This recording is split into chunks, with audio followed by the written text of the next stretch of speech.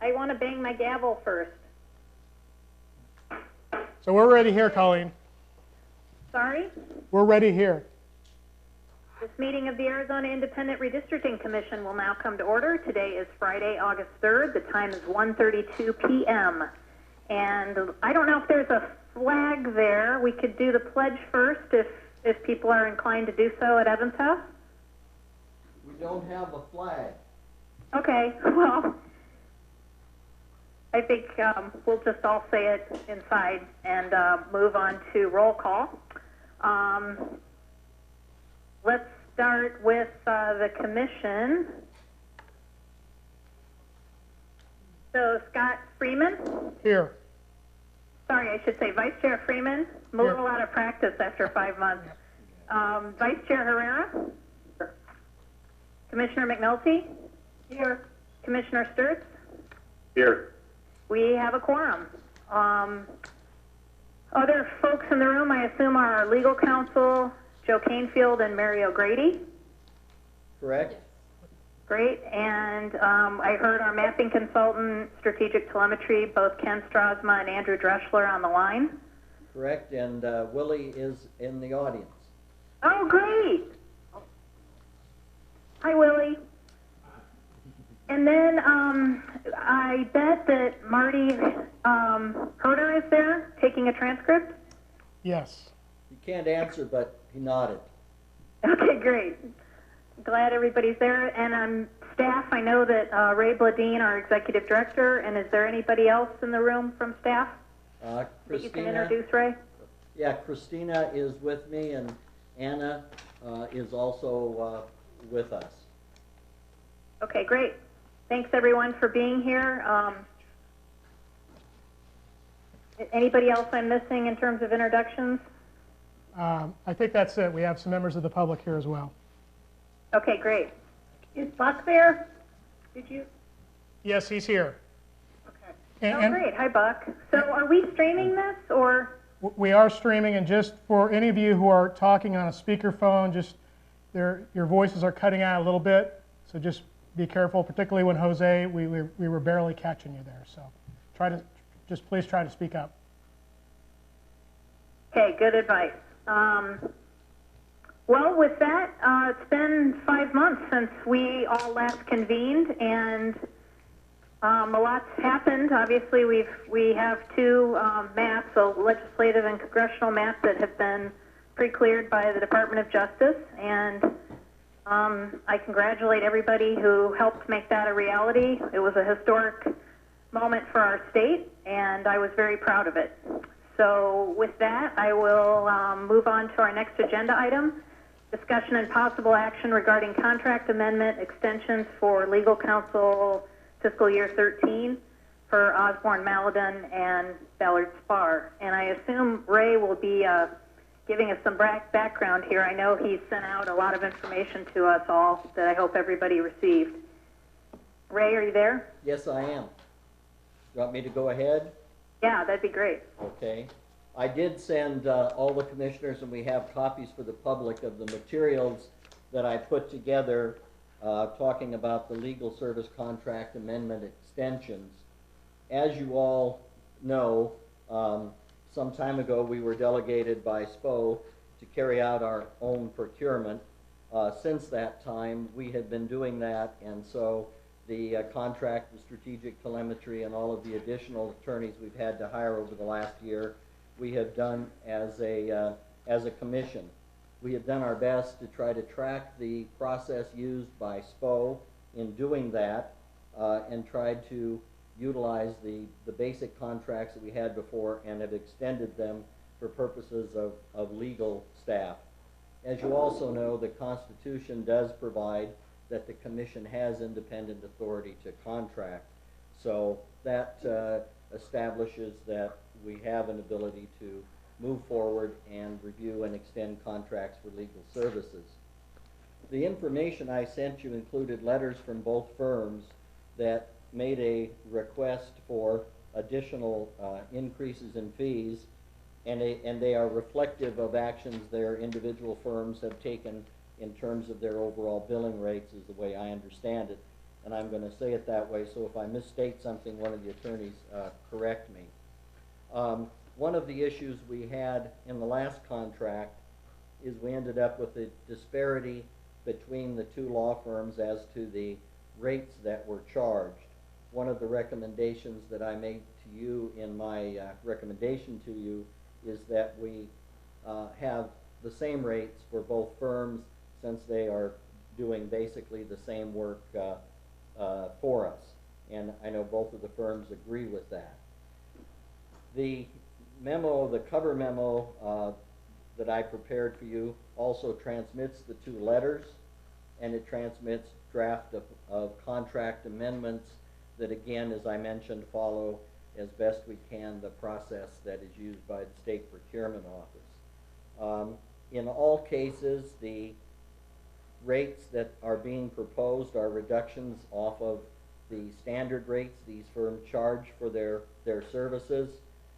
They, in one case for certain, are lower than the rate that is agreed to by the firm on the Attorney General's list of legal services.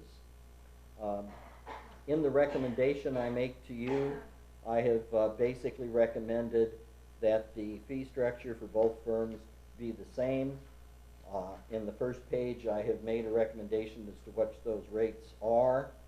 It really is your responsibility, your authority, to give me direction as to what you would like me to do with regard to entering into or amending contracts for the legal services for our legal team.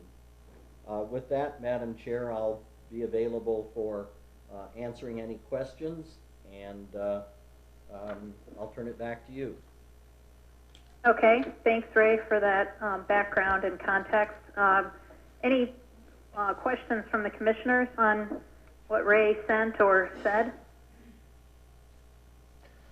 Madam Chair, it's Scott Freeman. Go ahead.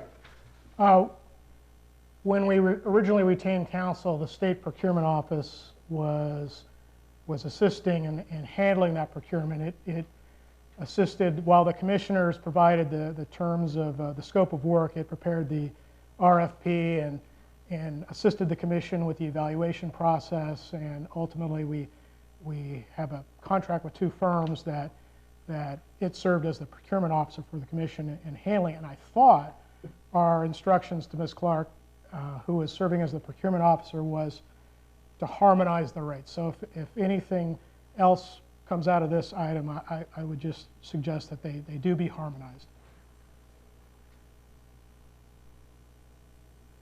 I would agree with that. Any other comments from other commissioners? Madam Chair, Mr. Sturts? nice to chat with all of you again. In regards to, this is a question for Mr. Bladeen, and taking into account Mr. Freeman's request to harmonize the rates, what I do know is that there has been, this is the lion's share of the IRC's budget is legal expenses, and they will be the lion's share of the budget going forward. When you developed the budget that you presented to the state legislature, did you take into any consideration regarding these increases that you're proposing? Commissioner Sturts, I'm not exactly sure how to answer the question, but I'll do it this way, is that in the budget that was submitted for fiscal year 13, which was submitted about a year ago now, no, there was not any increase provided for attorney fees. On the other hand, we did not also go through and approach it that way. We basically worked off of what the governor had proposed at that time, and that was a $1.7 million appropriation, and that was based upon what the last commission had spent to that time. So really the basis for the budget for 13 is more related to what happened in the past than any specific rates or salaries. Madam Chair? Go ahead. As a follow-up to that, then, Mr. Bladeen, what I'm hearing is that what I'm asking the question about is that when you made your presentation to the state legislature for the increase for for the fiscal year 12-13 request that you ultimately were granted, even though it was a reduction from what you had presented. In the numbers that you presented, was there any consideration for expansion of the fees to the attorneys in mind, or was this just a budget number that was based on a projection from 2002, 2003, or 2012, 2013? Moving forward. Commissioner Sturts, it's a little of each, and you raise a good point. It was based on both kind of projection of what happened in the past, but at that time we had a good idea of what our legal fees had been to that point. So some of it was at that time taking a look at what our legal fees are likely to be to the end of that fiscal year, and that was the appropriation we got of $700,000. But the answer to the first part of your question, did any fee increase be anticipated in making that request, is no, we did not. Okay. Madam Chair, there's another follow-up. Are you receiving estimates based on scope of services as the need? Or, and let me rephrase that.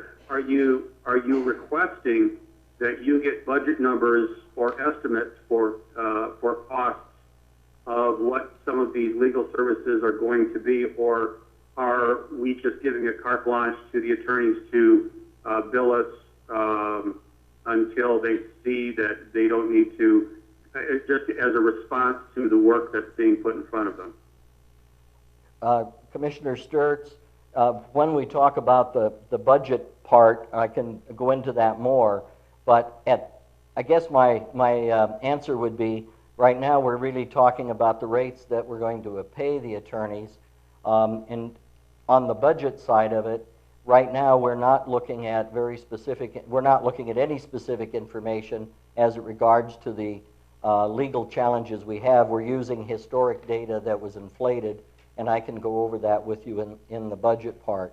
So, in looking at their requested fees, I did not in any way try to figure out what might be the total cost to us. Okay, well, Madam Chair, staying on the agenda item of talking about an increase of fees, the marketplace right now, obviously everyone is aware that things are tough for everybody in the outside world, and I know that in other cases that I've worked with private counsel on, when we would enter into an opening negotiation, we would set our fee structure, and that fee structure would remain intact even if it went over a several-year period as it was established right from the get-go. So I would guess that as competitive as the marketplace is and as extraordinarily high as these numbers are, whether or not there's been a commensurate increase on each one of these firms' general billing practices, I think that we need to respect what's going on in the state of Arizona and hold the fees where they are right now, at least for the next couple of years. Okay, comments from other commissioners? Madam Chair, it's Scott Freeman. Go ahead. A few questions. First to Mr. Bladine, did we request that the attorneys provide us with a budget for the upcoming year? No, we did not ask them for a budget at this time. We will, but we have not.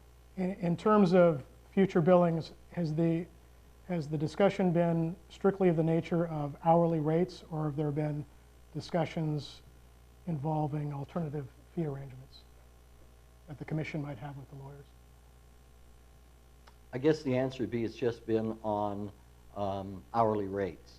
And then with respect to hourly rates, I know last year when we were involved in the attorney procurement, the commission was provided with a document that listed the approved counsel for the state of Arizona and their rates. And I know we don't have that document with us now, but do we know whether there's been across-the-board increases in those rates?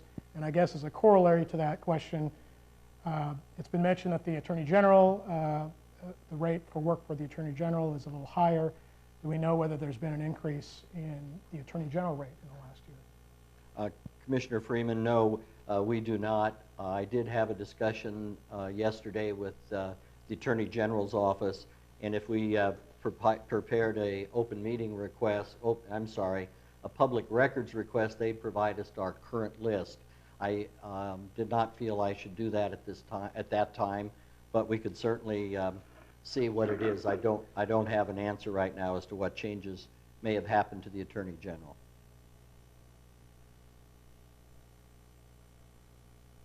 Okay, Madam Chair? any other questions? Yeah, Madam Chair? Mr. Schertz? Mr. Bladine, in regards to staff work that's being done, for example, how much of our staff do you relegate or do you delegate to legal support right now? Commissioner Sturts, I'd say that right now the majority probably of the time that the community outreach workers have put in, which is one and a part, have been to assist in gathering data either for public information requests related to lawsuits or pulling out data to help the legal counsel. So that has been, between that and also answering recently questions from the auditor, those have been the major, I'd say, workloads of the office. We do get additional information requests for maps and those sorts of things, but the majority of the work has been to support, be a part of the legal services team. And I'm sorry, Ray, did you say the audit too? I couldn't.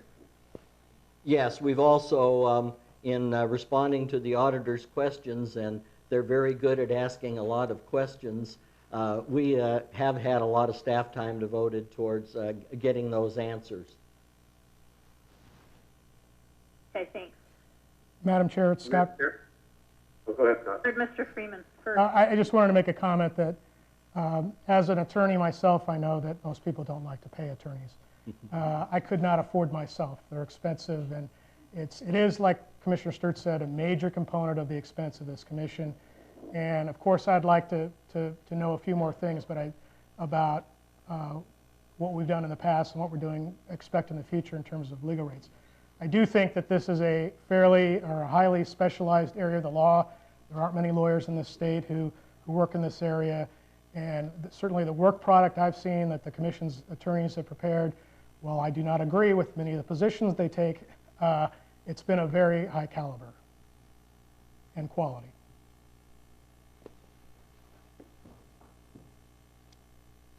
Okay, and was that Mr. Sturts who also had something there? Yeah, one brief comment on that. Again, my hope is that I'd like to see. I would like to see these rates held. I know that if the firms that I mean, there are, as Commissioner Freeman has said, this is very specialized, but there are other folks out there that would love to get these contracts, and I don't want to be put into a place where we're going to have substantive increases by a fairly large percentage in some areas just to create parity between the two firms, even though they may be less than what they're normally charging for their rates. When we're talking about millions and millions of dollars worth of taxpayer money, there's a lot of folks out there that would love to get a hold of these contracts and represent and I'm sure that would do just the same or at least an equal job of representing the commission with the money that we've already have budgeted and what we've already have contracted for. Okay, any other comments from anybody? Madam Chair, this is Linda McNulty. I have a couple questions and comments. Go ahead. I agree with Mr. Freeman's initial comment that the highest priority from my perspective is to harmonize the rates. I too remember as a commission directing the State Procurement Office to do that, and I think it's important that we do that now at every level of, at the member level, at the associate level, at the paralegal level. I have a question which doesn't have to do with rates that legal counsel may need to answer, and that is our original contract was for a term of a year, and I see that these amendments would be for terms of a year. But typically, when you engage counsel, particularly for litigation, you don't have a term of years. You engage them for the matter. The rate may be for a year with the understanding that they could propose, an increase after a year, but the engagement would be for the matter. And I also understand that we're trying to do things the way SPO did, even though we have our own contracting authority and could do things the way, the commission elects to do them. But I wonder if it makes sense in this case to be clear in our amendment that we are engaging for the matter, with the understanding that the rates could, a request to adjust rates could be made or would be considered.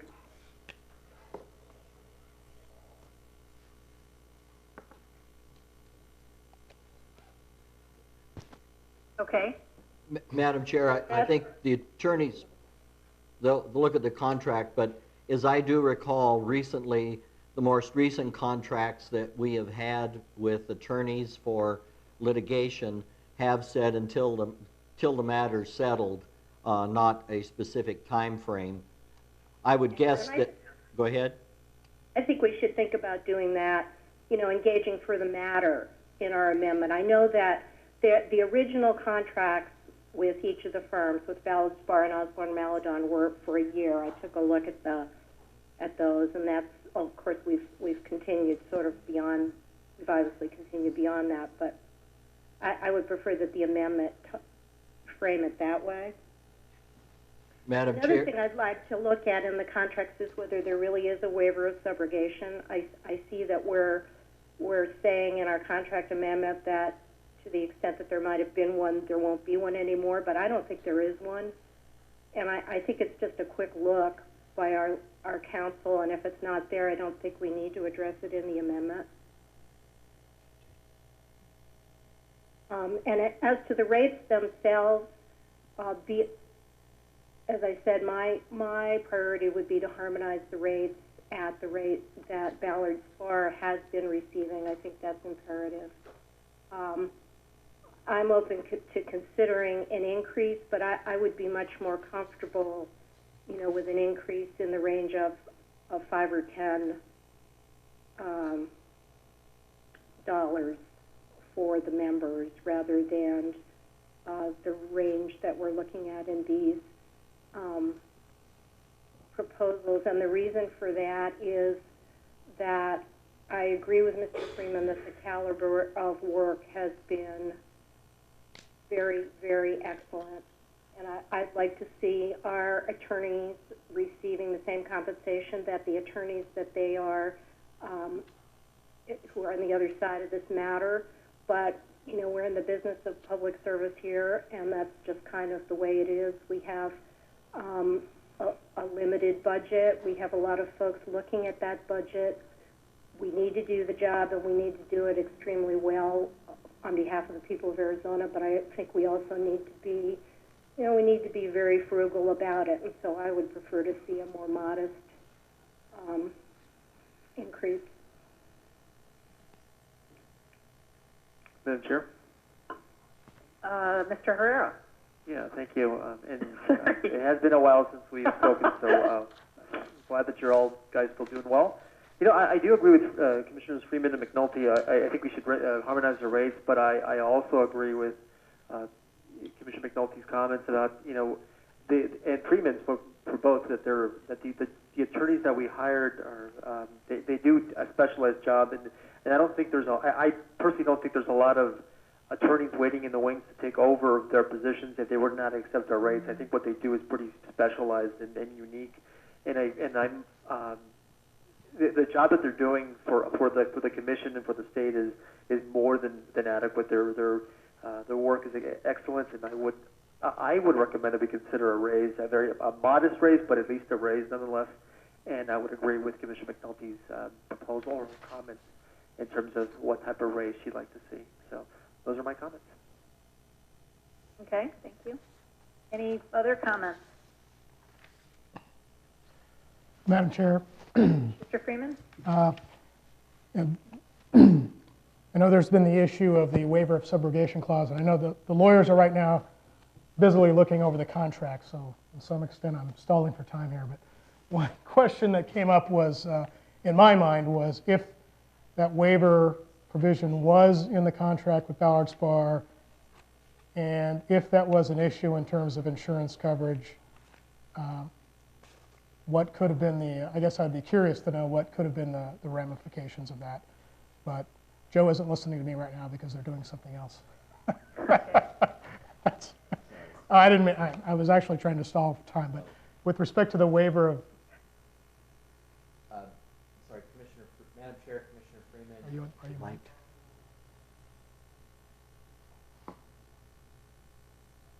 Madam Chair. Yep, I can hear you. Madam Chair, Commissioner Freeman, we had asked for that waiver subrogation provision to be addressed because it is a standard clause has been in the state contract that issued by the Attorney General for several years. The problem is the insurance provider, the malpractice insurance provider that covers insurance for most of the larger law firms in the state of Arizona does not cover waiver of subrogation.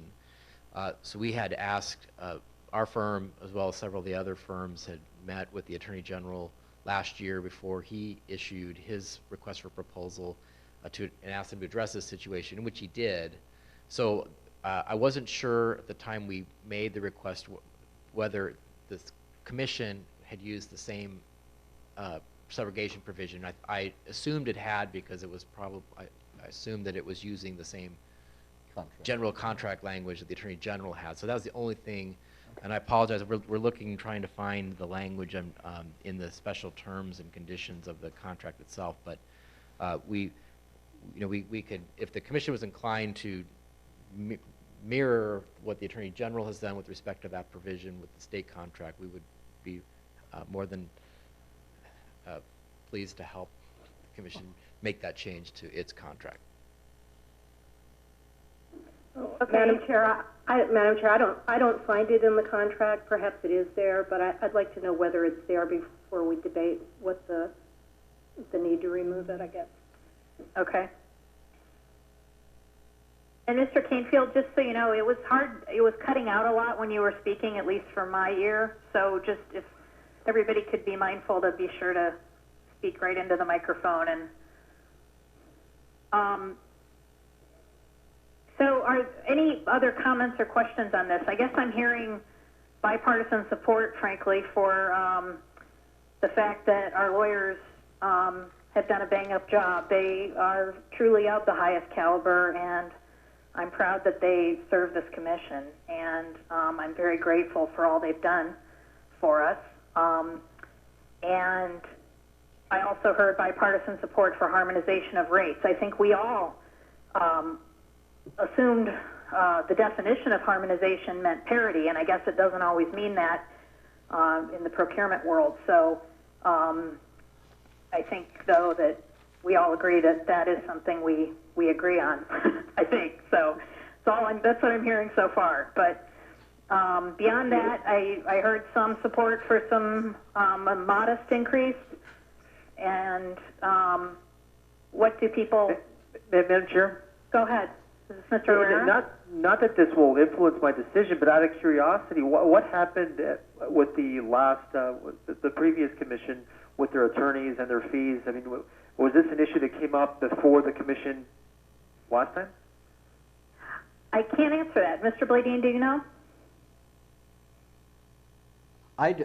Madam Chairman, I'm looking at Christina too to see if she remembers better than I do, but I don't recall seeing anything in the past that showed that they had a public discussion of rates of attorney fees.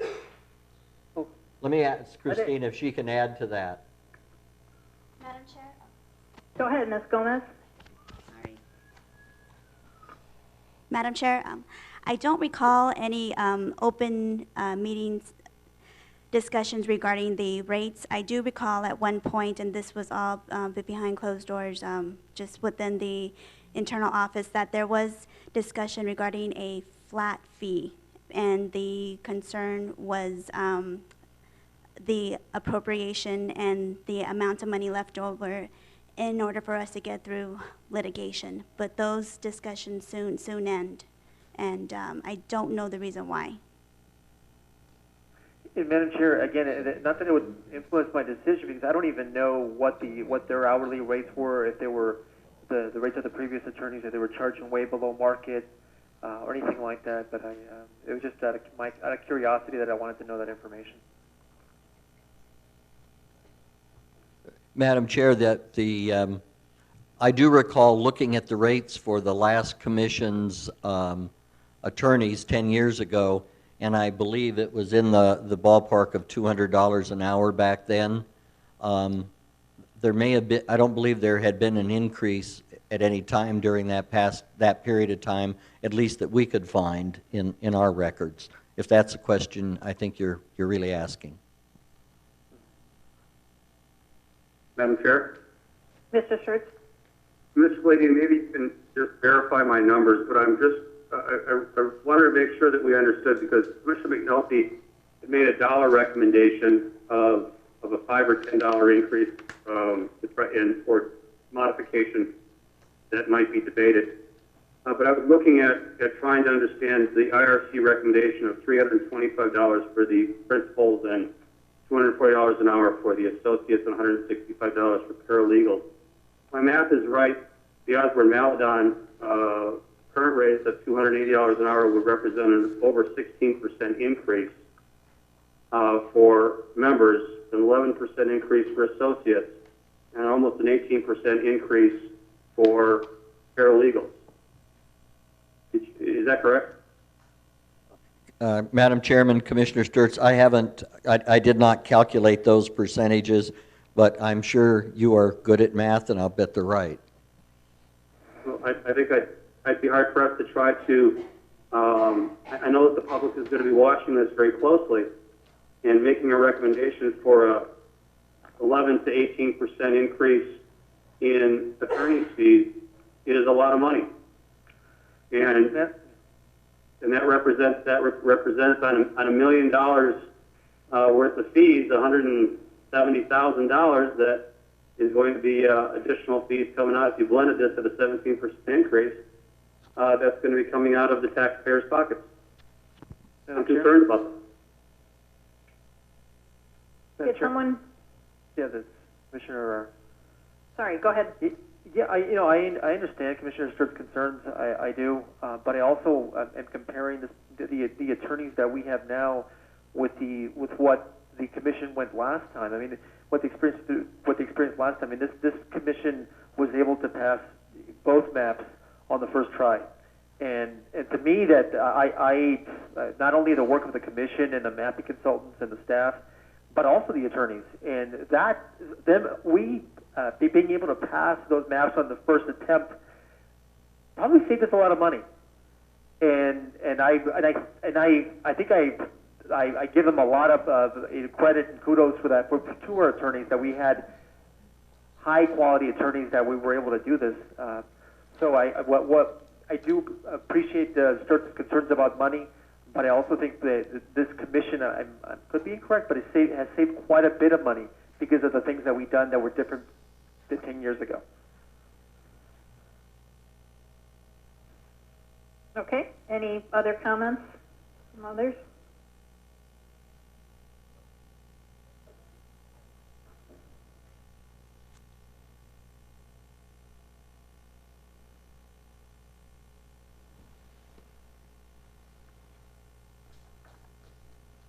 Well, again, as I said, I've noted the points of agreement, and I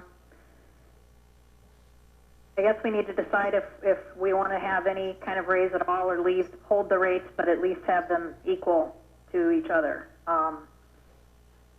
So, can we take one at a time? I mean, would it make sense for us to take one at a time? Well, and also, I guess I'm wondering on this waiver of subrogation issue, is there anything that we need to talk about with that? Is that something that can be addressed later regardless of what gets decided on rates,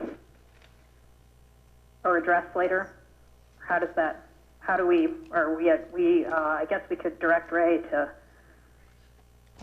look into this matter with our legal counsel, and if something needs to be added to the amendment or taken away from the amendment, we can do that. But I'm just curious what folks' thoughts are. Madam Chair, I would comment that I've looking over at both of our attorneys, and they do believe it's a matter that I could work out with them later. So I don't know that we need to answer it now. I believe I understand no one wants to do anything that would be different than what the state contract provides with regard to subrogation, and we would look at that wording and use it. I believe that's what the instruction would be. Yes, Joe's also nodding yes on that.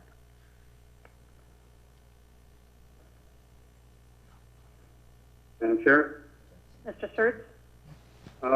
If we were looking to create parity between firms, even just raising the Osborne-Maladon rate of $280 an hour up to the current rate of Ballard Spar's rate for principal of $300 an hour still represents a 7% increase.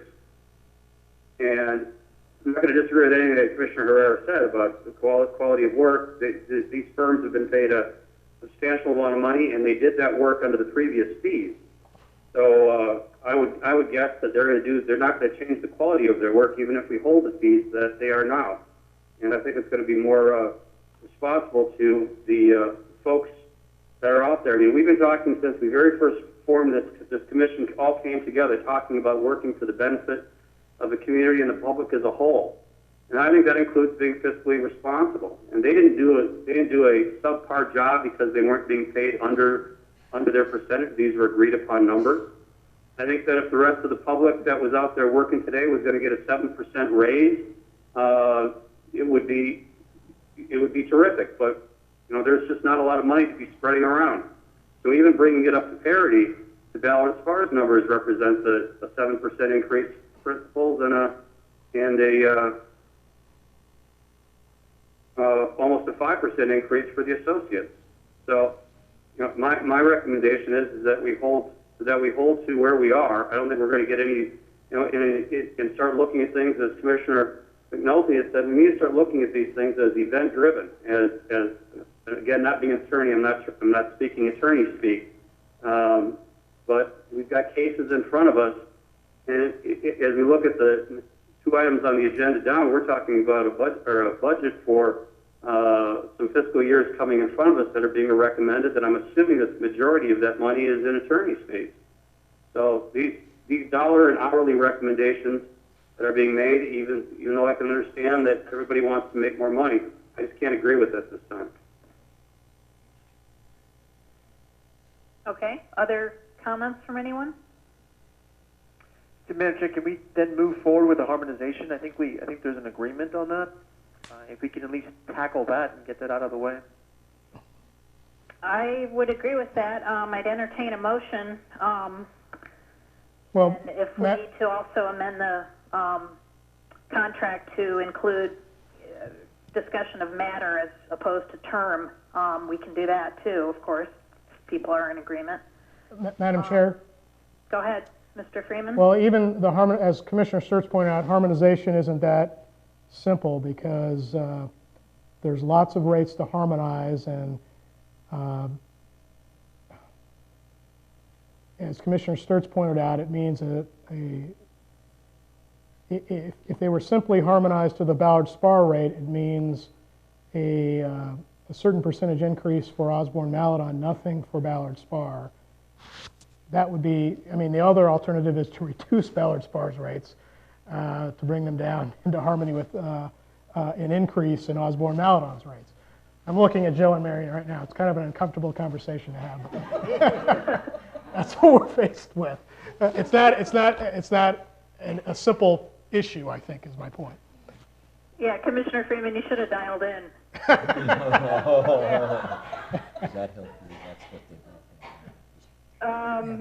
It's a great point. Yeah, I mean, it is true. There are different ways to skin the cat, so we have to figure out how we harmonize.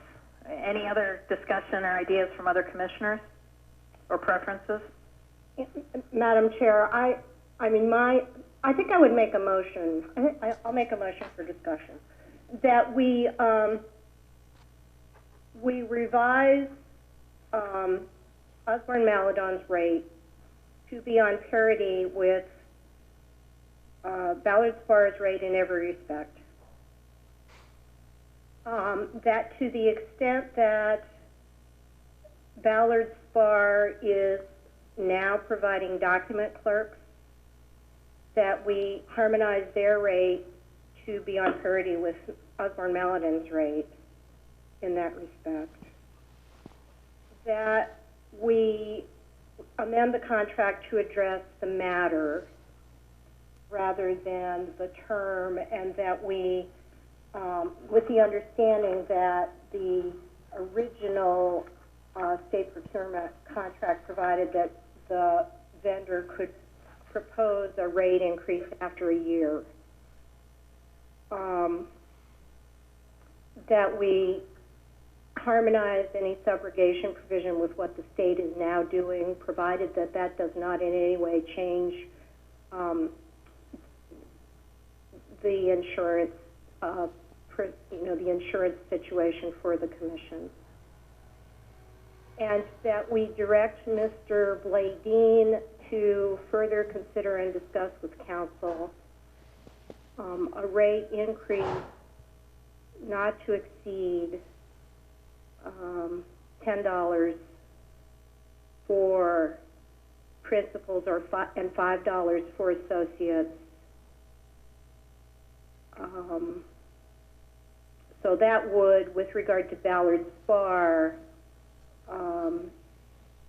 mean that Mr. Adelson, for purposes of Ballard Spar's contract, would be treated as a member. So the cap for him would be $10. But again, with the understanding that it's the strong sense of the commission that, in light of the overall situation, we want to keep any rate increase to a minimum. Was that for a short motion? Yeah. Okay. Any Did you get other that, Marty? comments, discussion, or seconds? Madam Chair? Mr. Herrera? You know, I hope somebody wrote down that motion, but I will second it. Okay, so now if there's any discussion of this motion now, we can go ahead and do that. I'm sure there is. Madam Chair? Mr. Sturts?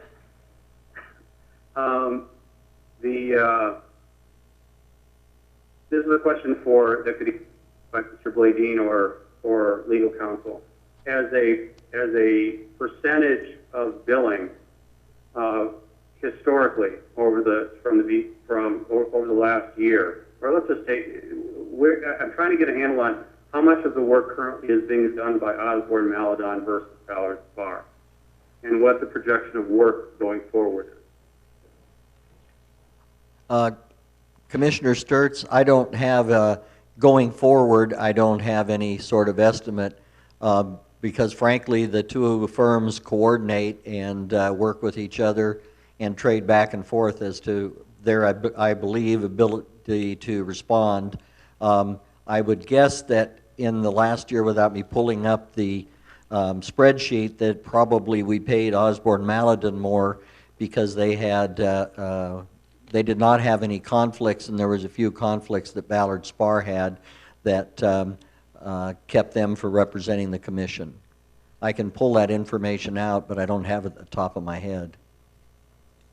Well, would you guess that it's running about 60-40? I mean, it was specific based on your own budget for fiscal year 13. You've got it set for 57-43. Osborne Maladon over Ballard Spar. Do you think that 60-40 split's going to continue? Or do you think that it's going to increase more too? It appears to me from the work product and the answers that have been provided that Osborne Maladon is doing more of the legal work for the commission than is Ballard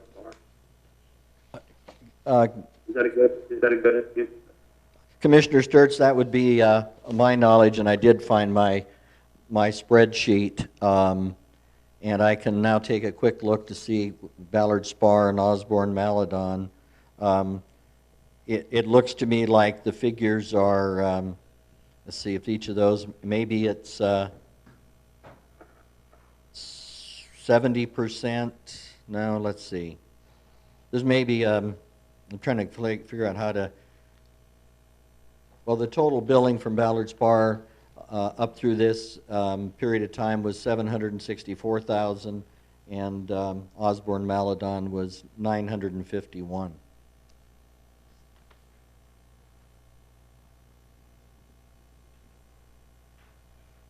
Right, and I think that's partially due to there were some conflicts. Mr. Canfield had to recuse himself, so there were times when he wasn't billing for things that probably Osborne Maladon was, because they were still representing us. Madam Chair, I wouldn't also want to say that maybe we were cheap and we knew one of our lawyers was less expensive.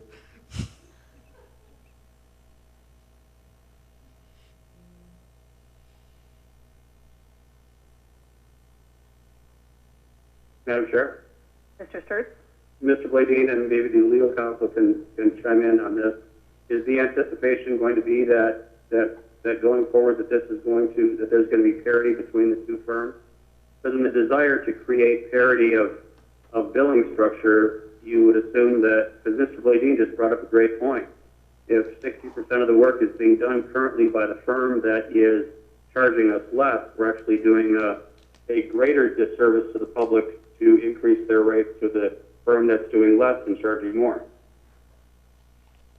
But that was because there were conflicts. But Madam Chair and Commissioner McNulty, is that the only reason? Is the anticipation that Osborne Maladon will be doing a greater share of the work going forward? Madam Chair and Commissioner Sturts, I think we would expect that the billings would be very similar in the future, and all kidding aside, we would have expected them to be that way now, but because of some conflicts in the nature of the lawsuits thrown against us, they did not end up that way. But I think that our goal has been to use the expertise of both firms where appropriate, and the two of them have been very excellent in coordinating and having them one take the lead or the other take the lead depending upon what the issue is.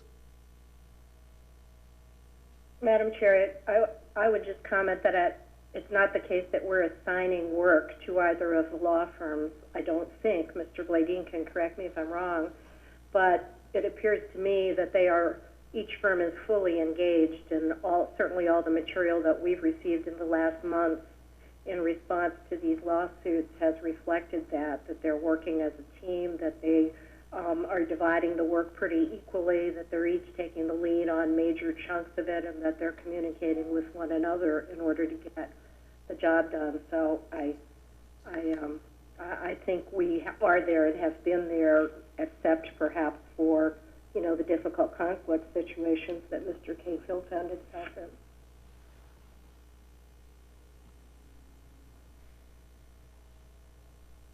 Madam Chair, Commissioner McNulty, that's really correct characterization of how our legal services team has worked.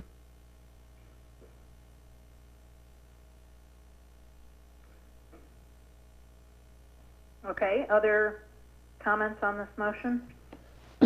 Madam Chair, Mr. Freeman? I just want to make sure I understand it.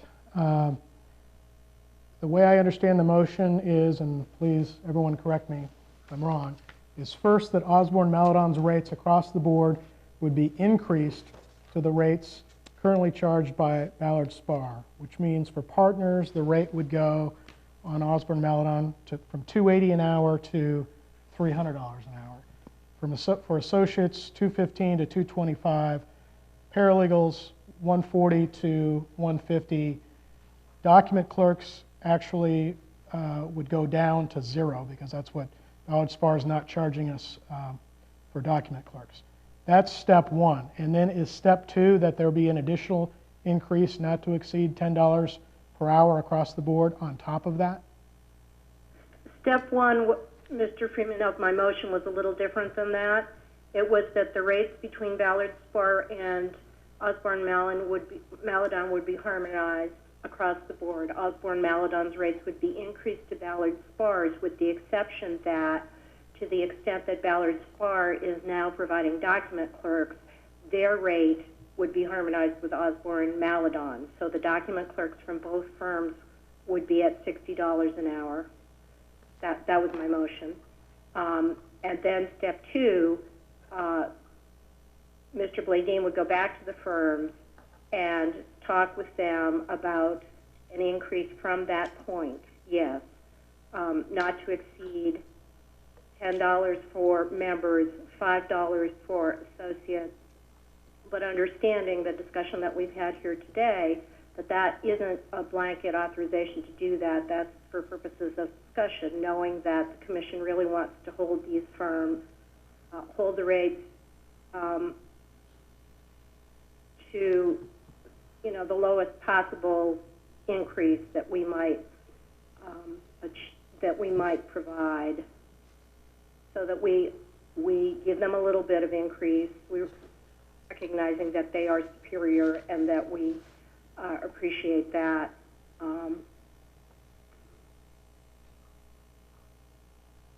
Yeah, so that's, and then the matter rather than the year, and the subrogation gets harmonized with, we do the subrogation whatever way the state does it, as long as it doesn't impact our liability and insurability.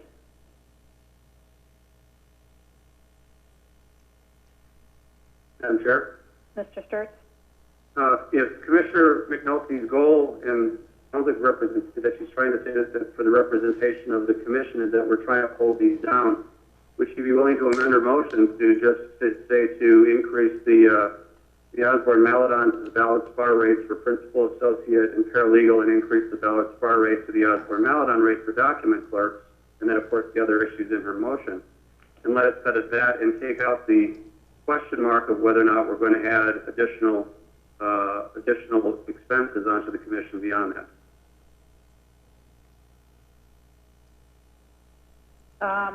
Ms. McNulty? Can I amend my own motion? I guess I can. I don't know. Can she, legal counsel? I would amend it to an increase not to exceed $5 across the board for lawyers, partners, and associates. And that includes Mr. Adelson, who I had included in my original motion as a member. Mr. Freeman, can you tell me how pale our attorneys appear? I think they're trying to tune out to this discussion.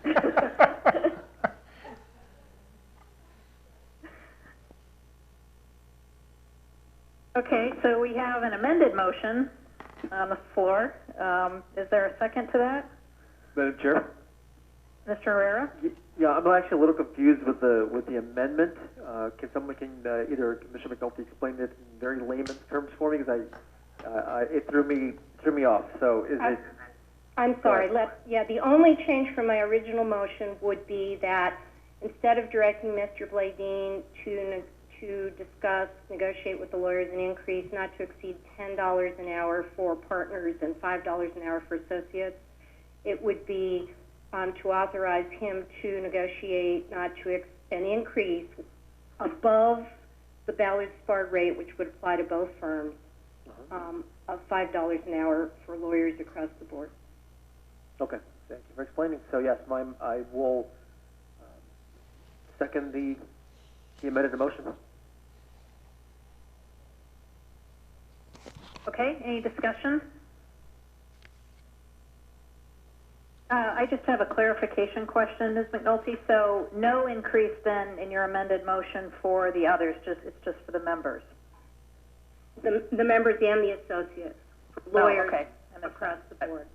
Not for document clerks would both be 60 for both firms, and legal assistants would be whatever they have been at Ballard Spar. Okay. Okay, any other questions or comments? No, Madam Chair, if the motion were to pass, that the harmonization of the rates would be effective when? When would that take into effect? That's a great question. And I don't know if it's something that we can do retroactively to the beginning of the fiscal year of July 1 or what. So any advice there or guidance? Madam Chair, I believe that the wording that I put in the contract is what the state would require, and that is after approval and execution of the contract. Okay, so not retroactive. So in terms of my motion, how I would envision it is that with regard to the harmonization, we would be approving that, and that would take effect. As to the increase, that would be an authorization to Mr. Bladeen to negotiate it. So I suppose there's the potential that if the attorneys really felt strongly that that was a problem, they could come back to us with it. But if Mr. Bladeen can get that done for what would be in the motion, he would just go ahead and do the amendment.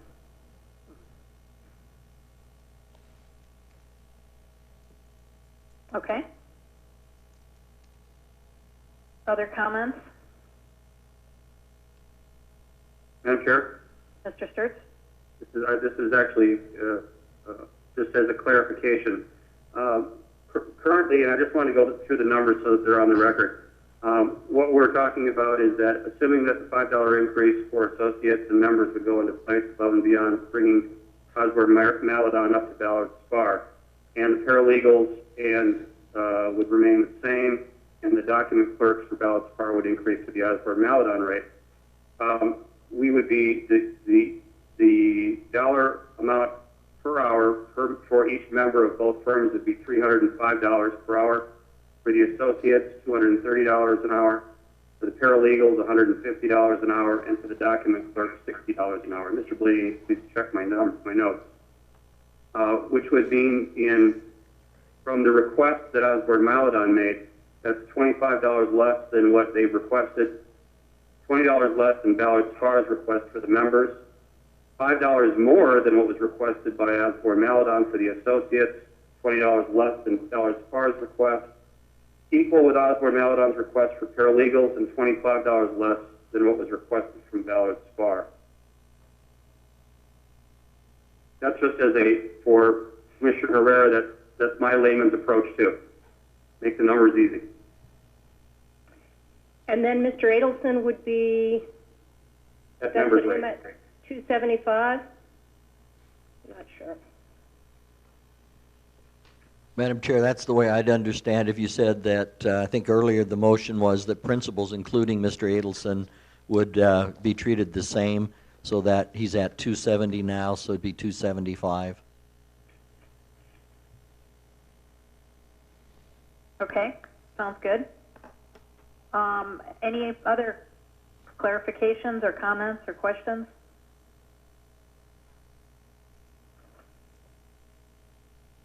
Well, Madam Chair, let me clarify that with respect to Mr. Adelson.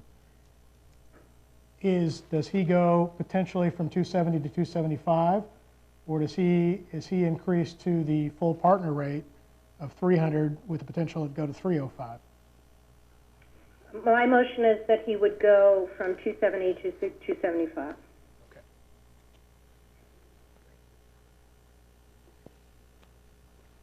So the harmonization would only include the actual members of the two firms.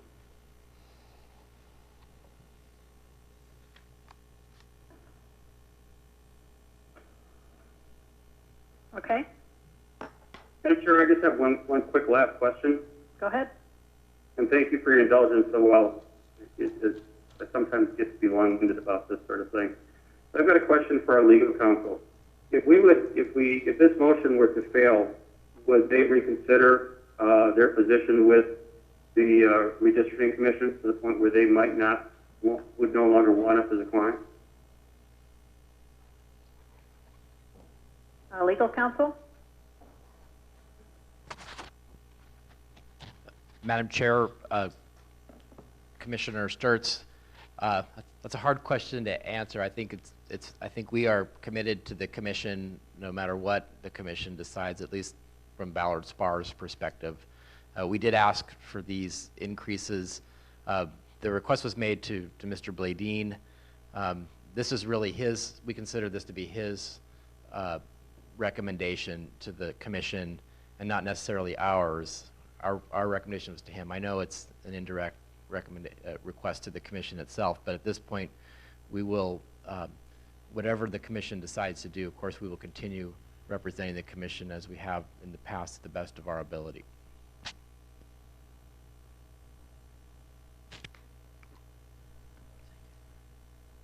Thank you. Mr. Blegin, do you have anything to add as to the genesis of your recommendation and why you made it the way you did?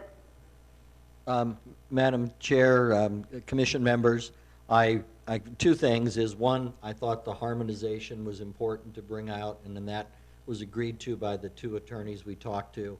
Second, I felt that any request made by your legal counsel should be brought to you for a final decision. My recommendation provided for some increase, but it was really primarily to bring about the equalization. So I think, again, the direction you're going is very appropriate for the commission, and I'll carry out whatever you ask me to do. Thank you. Any other comments, questions? Madam Chair, Mr. Sturts? I appreciated Mr. Canefield's response. Is Mr. Grady in the room today? Madam Chair, Commissioner Sturts, yes, I am here, and I share Joe's position. We are committed to the work of the commission, and will continue. And we appreciate the efforts to provide us fair compensation for our work. Thank you. I appreciate both those responses.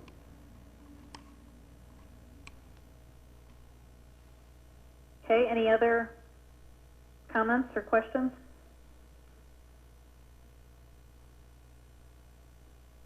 Now, I just add a comment that there's been, a lot of criticism of the commission, and it is, our budget is limited, and we want to be very cognizant of that. But on the other hand, I do think we want to be fair and to our professionals, and I think this is a reasonable compromise. Okay, thank you. Others? Madam Chair? Mr. Sturts? The word compromise has come up many, many times in the past, and that means that there's a balance between two things. I've just heard from both of our legal counsel that they would continue working for us at the exact same rate, and that this was actually generated as a request to create some ease and parity by our executive director. So again, I'm going to go back to, even though there appears to be a less of a number, which Commissioner McNulty believes is a compromise, I'm still going to not support moving forward, because we have just heard from both of our attorneys saying that they would move forward with the existing and current rate structure. Madam Chair. Mr. Herrera? Thank you. I don't know if the question asked to the attorneys was fair. I'll be honest. I think that as Joe had mentioned, Mr. Canfield, the question is difficult to answer, because either way, I don't expect our attorneys to answer it. No, we're quitting today. I wouldn't expect them to hear that from them. These are professionals. They made a commitment, but I think we also made a commitment as well when we took this job, is to do the best job we can for the state, and also for the people that are working for us, in terms of providing them with adequate compensation. I think that's also part of this. That we need to treat the people that are doing work for us and for the state fairly.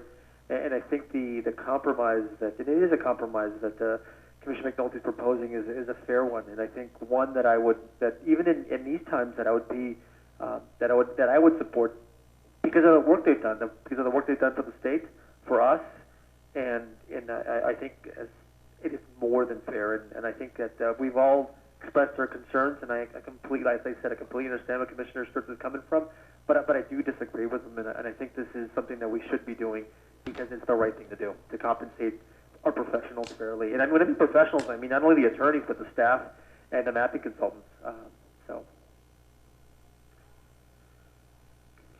Okay, other comments?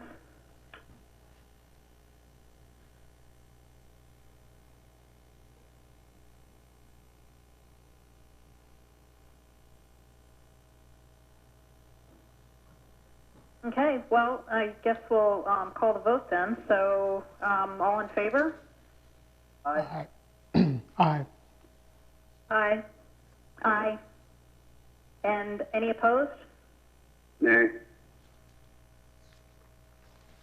So if I heard, there was a slight echo, so I think I heard 4 ayes and 1 nay. Is that right? Mr. Sturts being the nay? I think you're right. Okay. So the motion carries, and it's a multifaceted motion that I think we've all taken notes on now, and appreciate Ms. McNulty crafting that for us. So we'll be, that gives Mr. Bladine the direction he needs to move forward and further consider and discuss things with both law firms. Madam Chair, yes. As I think I heard you guys say, the contract, this all becomes effective as of the date of the contract being signed? That's correct. That is my understanding. Okay.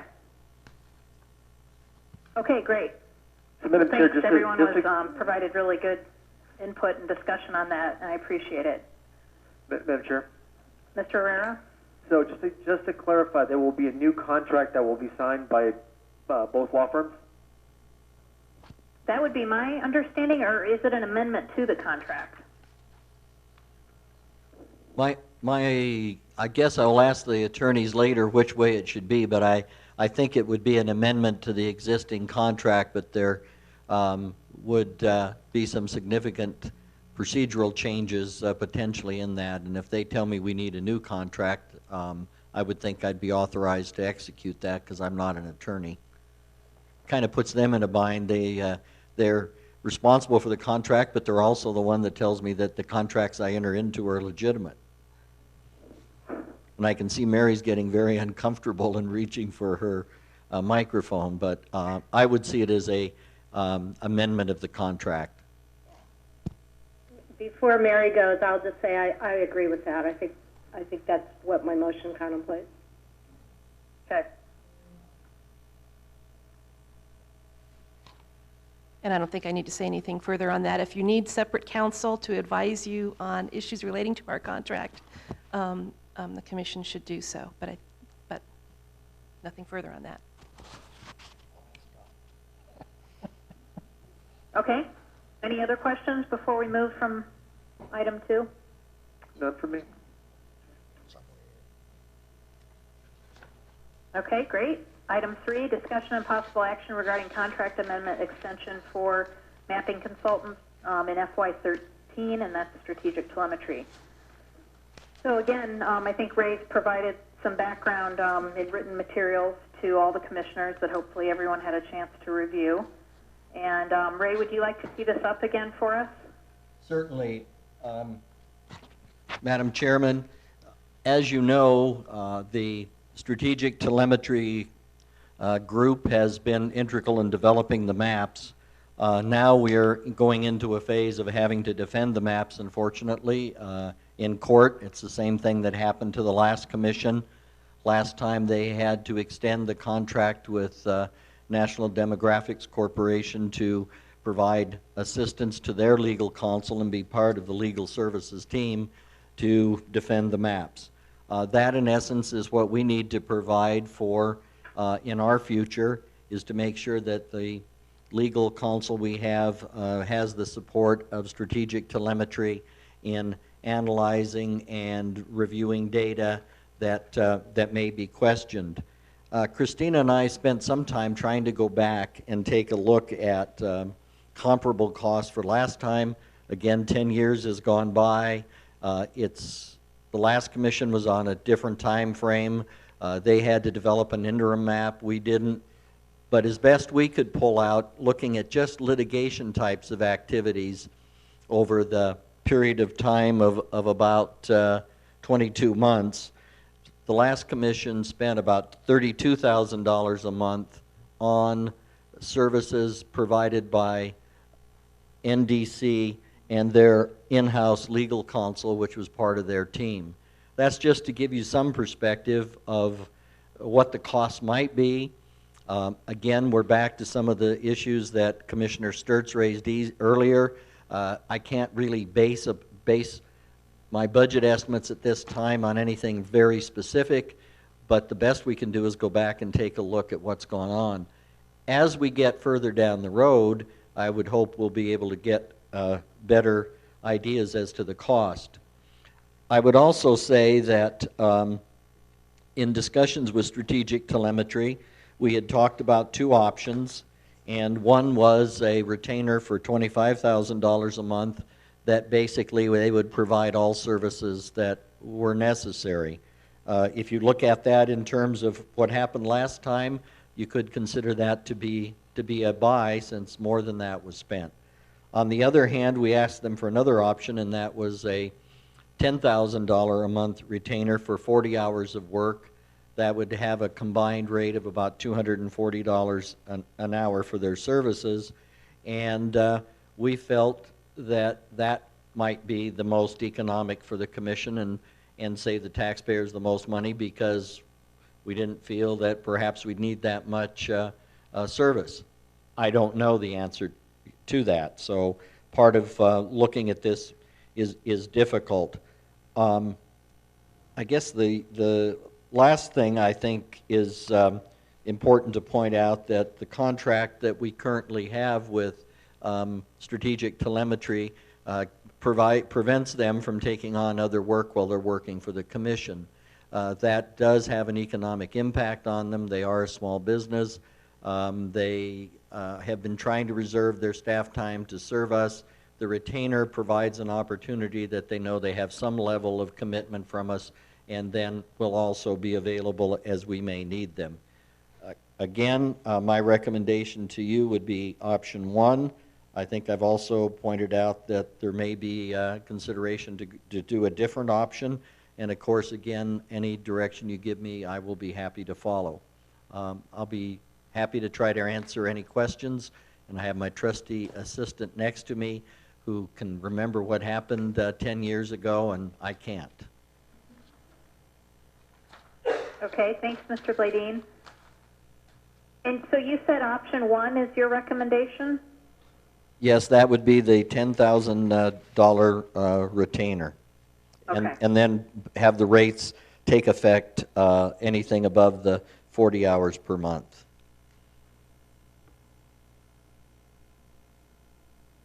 Okay, any questions for Mr. Bladine? Madam Chair, yes, I do have a question for Mr. Bladine. Mr. Bladine, what happens if they were to exceed the 40 hours, if we were to accept the retainer, the $10,000 retainer for up to 40 hours of work? What would happen then? Commissioner Herrera, then the rates that are presented in the draft contract of $275 for the president, $200 vice president, senior analyst $175, other staff of $60, that would then kick in for the additional work.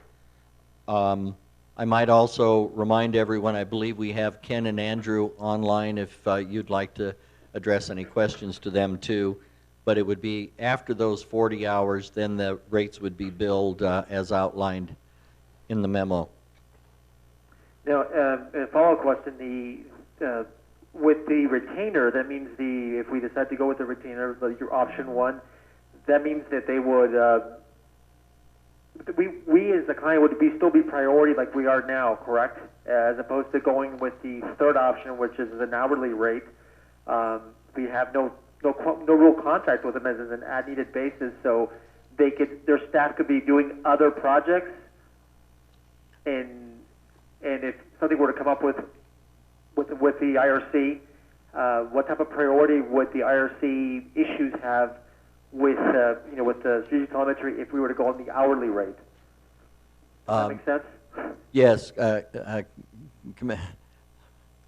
Commissioner Herrera, I really proposed the two options, but clearly a third option could be, no, we don't want to pay a retainer, we just want to pay on an hourly basis. If you took that option, then I would think that Strategic Telemetry would probably ask that they be allowed to do other business, and clearly they're a business, so they would have to be going out looking for other work. So that they... No, correct. Okay. No, Mr. Bladine, my point wasn't to consider the third option. It was just, I was just making a point, because strategic telemetry is a small business, and they have a right to make as much money as possible. And having the amendment that was added to their contract about not allowing them to pursue other potential clients that in the state of Arizona, to me, was an issue. And as I said, this is a small business, and they deserve to make as much money as possible. But I would agree that the option number one is probably the best option out of the three that you had presented. Madam Chair. Mr. Freeman? Well, first of all, I don't think they're all sitting around at strategic telemetry doing nothing right now. I would imagine they've probably got other work going on. But one question I have, and I've got a few questions, is this $10,000 retainer that's being proposed, that's non-refundable, correct? So the commission will be paying them $10,000 a month going forward, even if they did no work during that month. Commissioner Freeman, yes, but I would say that if we found that we had no work for them, then we would end the contract. But that could happen. Well, that leads to my next question, because I don't know what they're doing now or what they really have to do. Right now, the commission, I think, well, there are two lawsuits that have been prosecuted by the commission itself, one involving the governor, one involving the attorney general, now the county attorney. There are three lawsuits that I'm aware of that have been filed against the commission. One was brought by the leadership in the legislature. It essentially has to do with an issue of U.S. constitutional law. It's a legal issue, and I would imagine it's probably going to be resolved through a motion and a hearing before a judge, and then maybe an appeal after that. I don't know where strategic telemetry would be involved in that. The other two lawsuits, one being filed in state court, one in federal court, are more, I would say, process-based challenges brought by voters against the commission. Conceivably, those lawsuits we could need I could see where we would need the assistance, or the commission would need the assistance of a mapping consultant.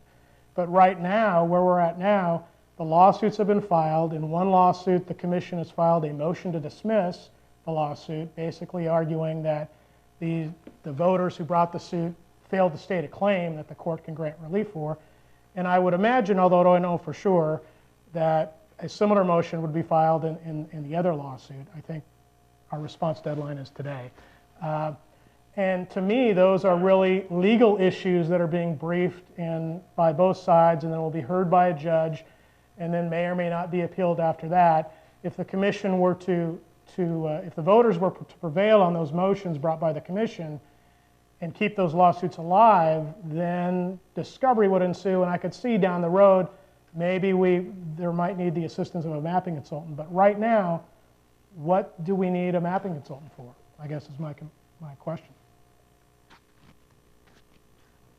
I'll just start, but I'll ask, if I may, Madam Chairman, I'll ask our legal team to help out. But I think we've had two invoices where we paid strategic telemetry for assistance, and it has been on developing mapping information and information in response to public information requests that have come out of the lawsuits where their assistance was needed so that the legal team could properly operate them.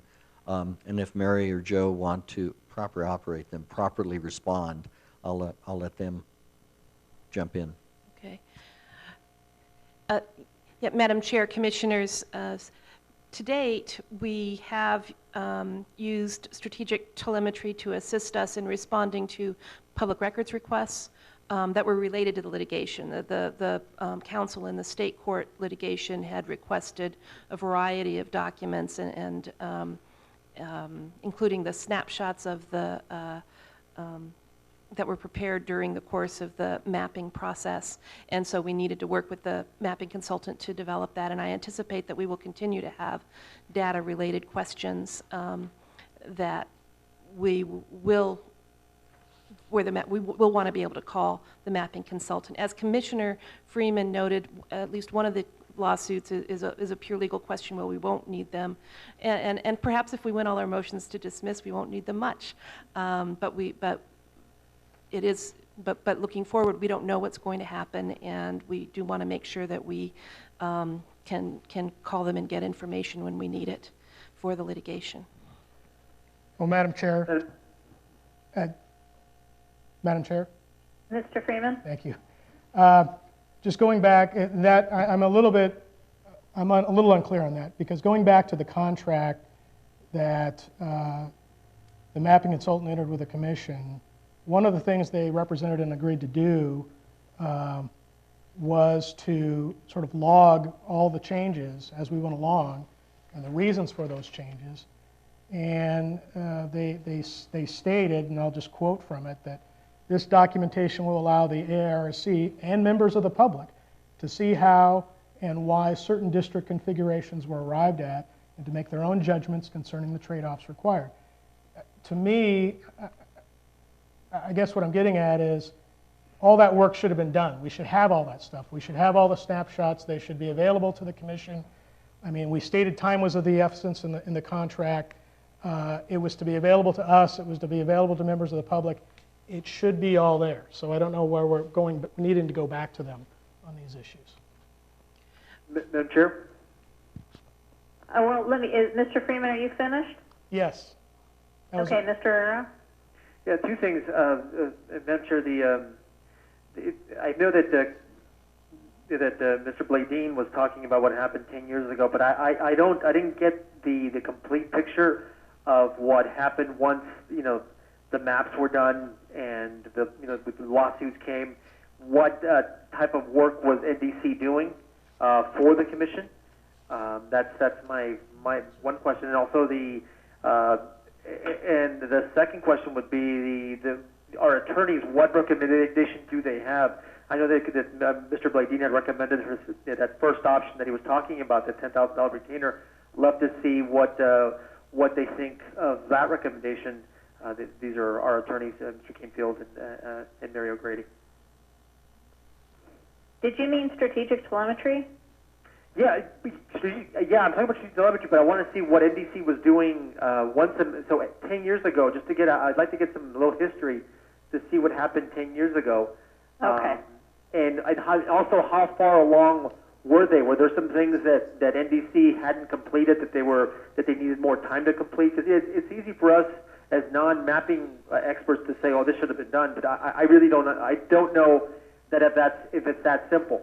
And I understand time is of the essence, but I wanted to see what happened 10 years ago, or the last time the commission was doing work with NDC. Madam Chair. Mr. Freeman? That may be interesting, but what I read from was the contract this mapping consultant entered into. That's what they represented and agreed to do. And so the commission should have those materials. They should have the snapshots. They should be available to the commissioners now and the public. There should have been created at the time the rationale for the changes, not written later on in time after the maps have already been approved. It should all be there available to us. That was what they represented and agreed to do. We shouldn't have to pay to have that done again. Madam Chair? Mr. Sturts? This is a question for Ken Strassman, Strategic Telemetry. Yes, Commissioner? Mr. Strassman, are you complete with your core contract? I believe that we are, including the snapshots that Commissioner Freeman alluded to. Okay. And in regards to the core contract, what are you operating under at this time? Is this a sense of a holdover of the existing terms, and are you just billing hourly based on need at the request of staff and or legal counsel, or is there some other arrangement that you are working under? There's no holdover agreement in our contract. Correct. And I guess I would defer to Andrew or Mr. Bladeen on that question. This is Ray. The way we have been paying for the services now had been basically a discussion between us and the legal staff saying what was necessary. I believe we have been charging at the proposed rates that were set forward here today, with the understanding that you haven't approved that, but that's the only thing we had to go on because there is no hourly rate in the contract to carry out the services that have been completed, and that it's a continuation of the current contract but basically providing services that our legal counsel needs. So under the fact that they've been retained before to provide this, and with what seemed to be reasonable rates, we basically have procured their services. Madam Chair, Mr. Bladine, is there an hourly schedule that Mr. Strauss was providing for all of the team members?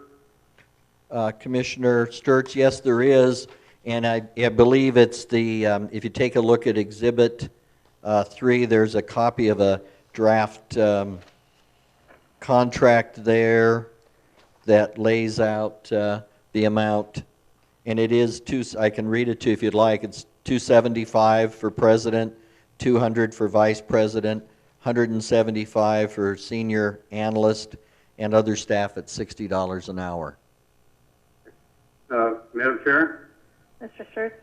if the current contract is complete, would it, and the requests for additional services have been, for the most part, and if I'm mischaracterizing this, Mr. Bladine, or to our legal counsel, I apologize.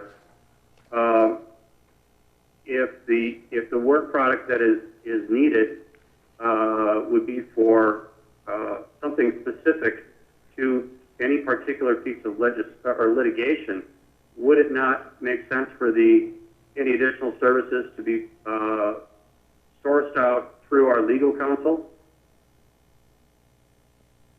to add to their scope as a ad service, or if they needed something specific from strategic telemetry?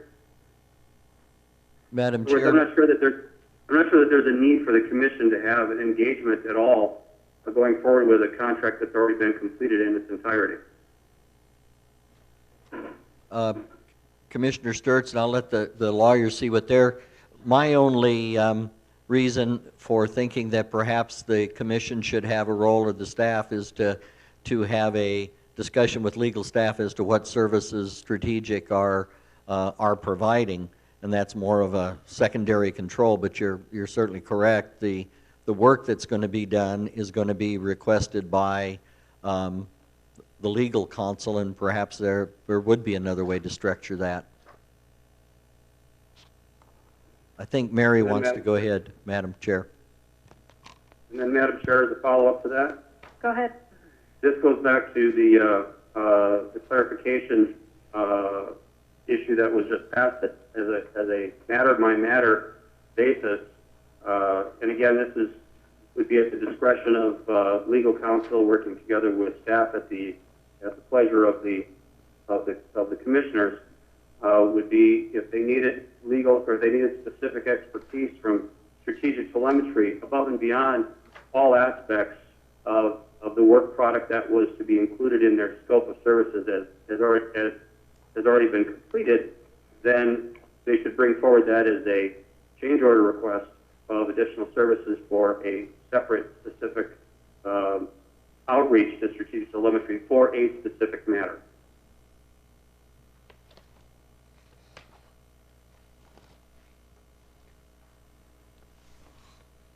Okay, other comments on this or questions? Madam Chair? Mr. Herrera? Yeah, I'd like to see and I think Ms. O'Grady kind of answered already, but I'd like to hear their opinion of the need for a retainer for strategic telemetry, and the importance and how it would affect not having that retainer. Okay, I agree. Is that possible, legal counsel? Madam Chair, I think in terms of the contract, I think it makes sense for strategic telemetry and Mr. Bladine to address that rather than us, if that's okay. Madam Chair, could I share my thoughts before we ask them to do that? Sure, go ahead. We did the mapping that we did involved the generation and review and delivery to the public on our website and at every hearing of so much data. I mean, it was unprecedented, the amount of data that we considered as we drew these maps. And it's pretty technical and sophisticated stuff. And They're the experts on that sort of stuff. And I don't think we can say, well, you know, we're gonna have another meeting whenever we need them to give us some input or some explanation or some data. I think we need them to be available to do that to us, to do that for us. Having said that, I would prefer to bill them hourly, just because, you know, kind of this works both ways. I mean, on the one hand, I understand the concern about the uncertainty, but on the other hand, as a commission, I'm concerned about the uncertainty, and I think it's going to be hard for our lawyers. You know, we're just responding to people who are suing us. That's all we're doing right now. And for our lawyers to, or, you know, for Ray to try and budget, or our lawyers to try and anticipate what's going to be involved, it's not possible. That's not something that's within our control. We just have to react to what, you know, is being sent our way, and we need our team to do that. But having said that, it could be a couple months while things are in motion process that we don't need strategic telemetry very much. And although I really do sympathize with their concern about, you know, not knowing when we're going to need them and for what, I do think that when we do need them, they're going to have some time to respond. It's not as if we're going to be calling them like we did for the whole year last year and saying, well, he's got to stay up all night so that he has something to present to us and the public in a hearing the next morning. That's not the phase that we're at. So with that, I'd like the lawyers to comment on that a little bit too, in responding to the retainer question. Okay. Legal counsel?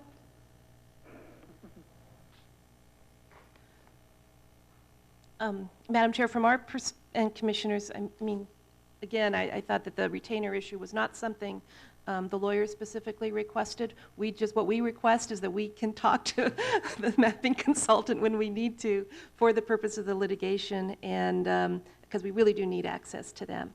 I think there was another question earlier as to whether it's a contract with the commission or the contract with the lawyers.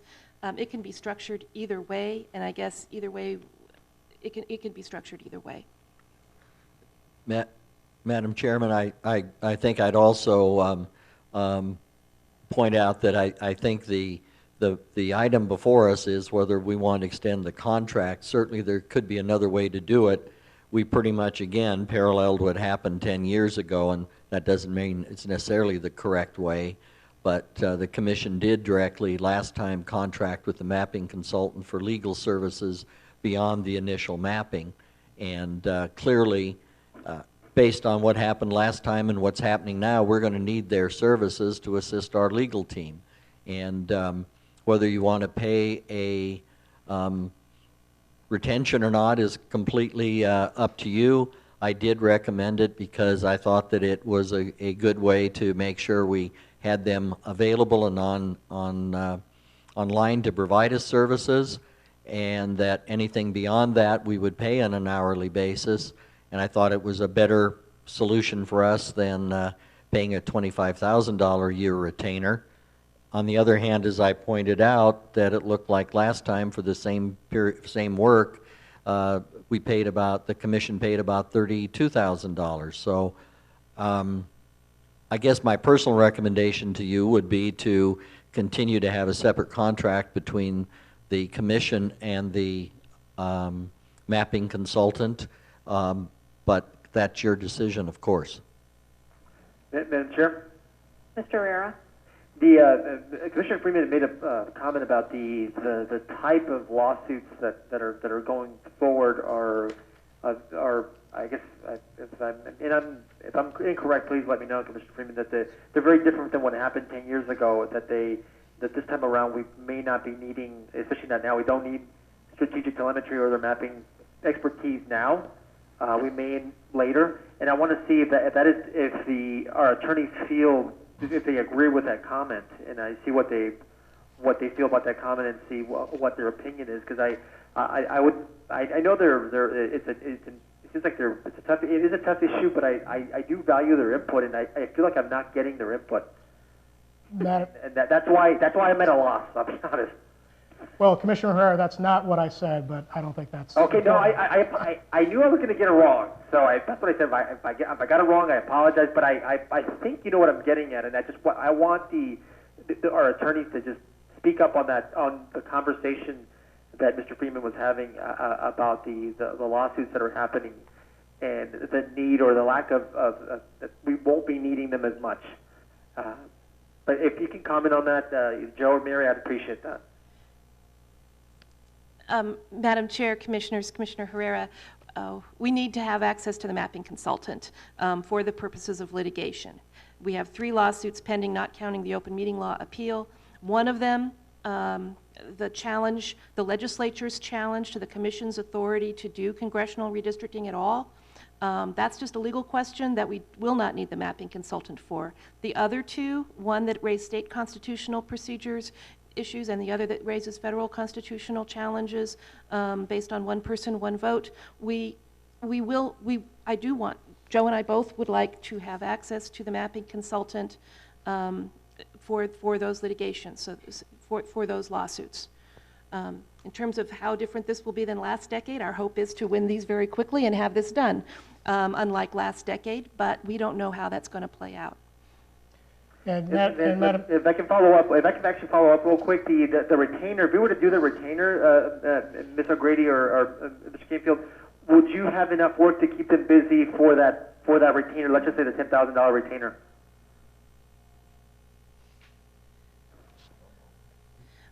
Madam Chair, Commissioners, I don't know. Like I said, the reason we consulted them previously was to assist us in responding to a public records request.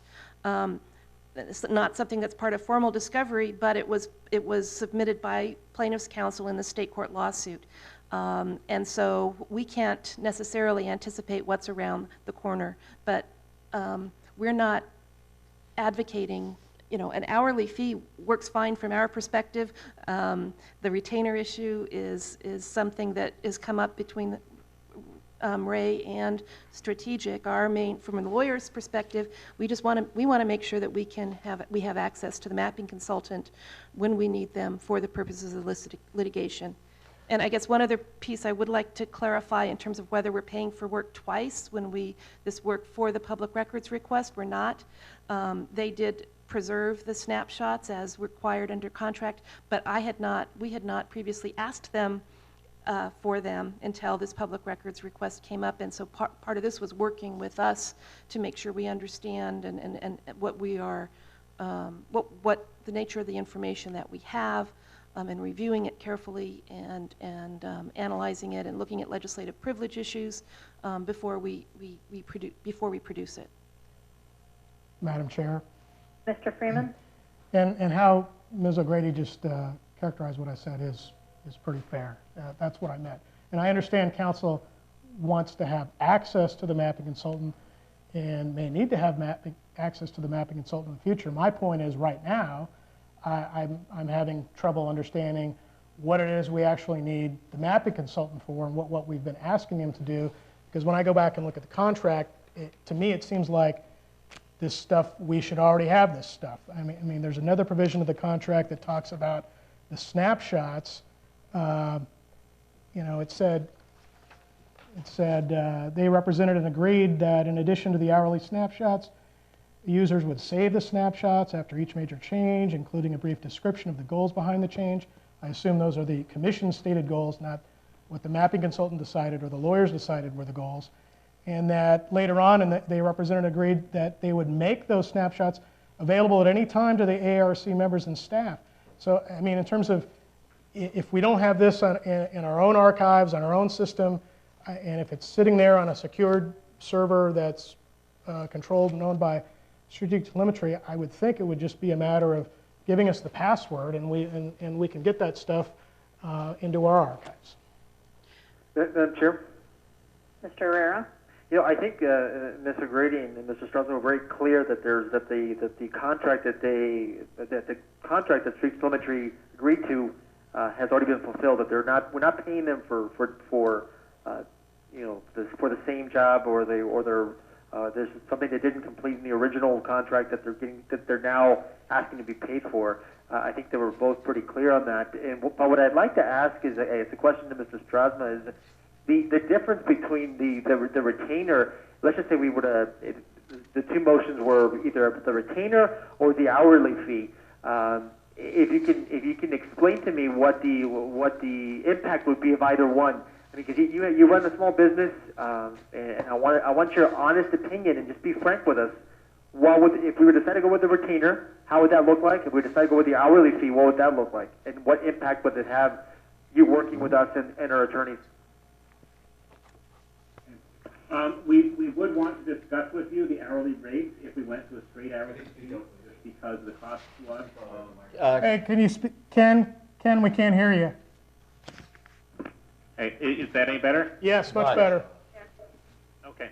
I was just saying, if we went on a straight hourly fee, we would want to revisit the question of the hourly rates, just because there are economies of scale and being able to plan capacity ahead of time to having the retainer, which is why we thought that was more efficient and more cost effective for the commission. There are a lot of questions that come up. Public records requests, ways things are asked in the lawsuits that are all a slightly different take. And yes, the data exists on an external hard drive that we've delivered to the commission. But the questions arise about what it means, how to use it, how to access it. We do want to be continue to be available for those and to answer the substantive questions that have come up in the lawsuits. We would be willing to consider the hourly retainer, although we would want to negotiate the rate if we did not have the ability to plan that we would have under the monthly retainer. The other thing that we would then request is that the prohibition against other work in Arizona not be extended. Because that is a significant cost to us from continuing not to accept other clients in Arizona.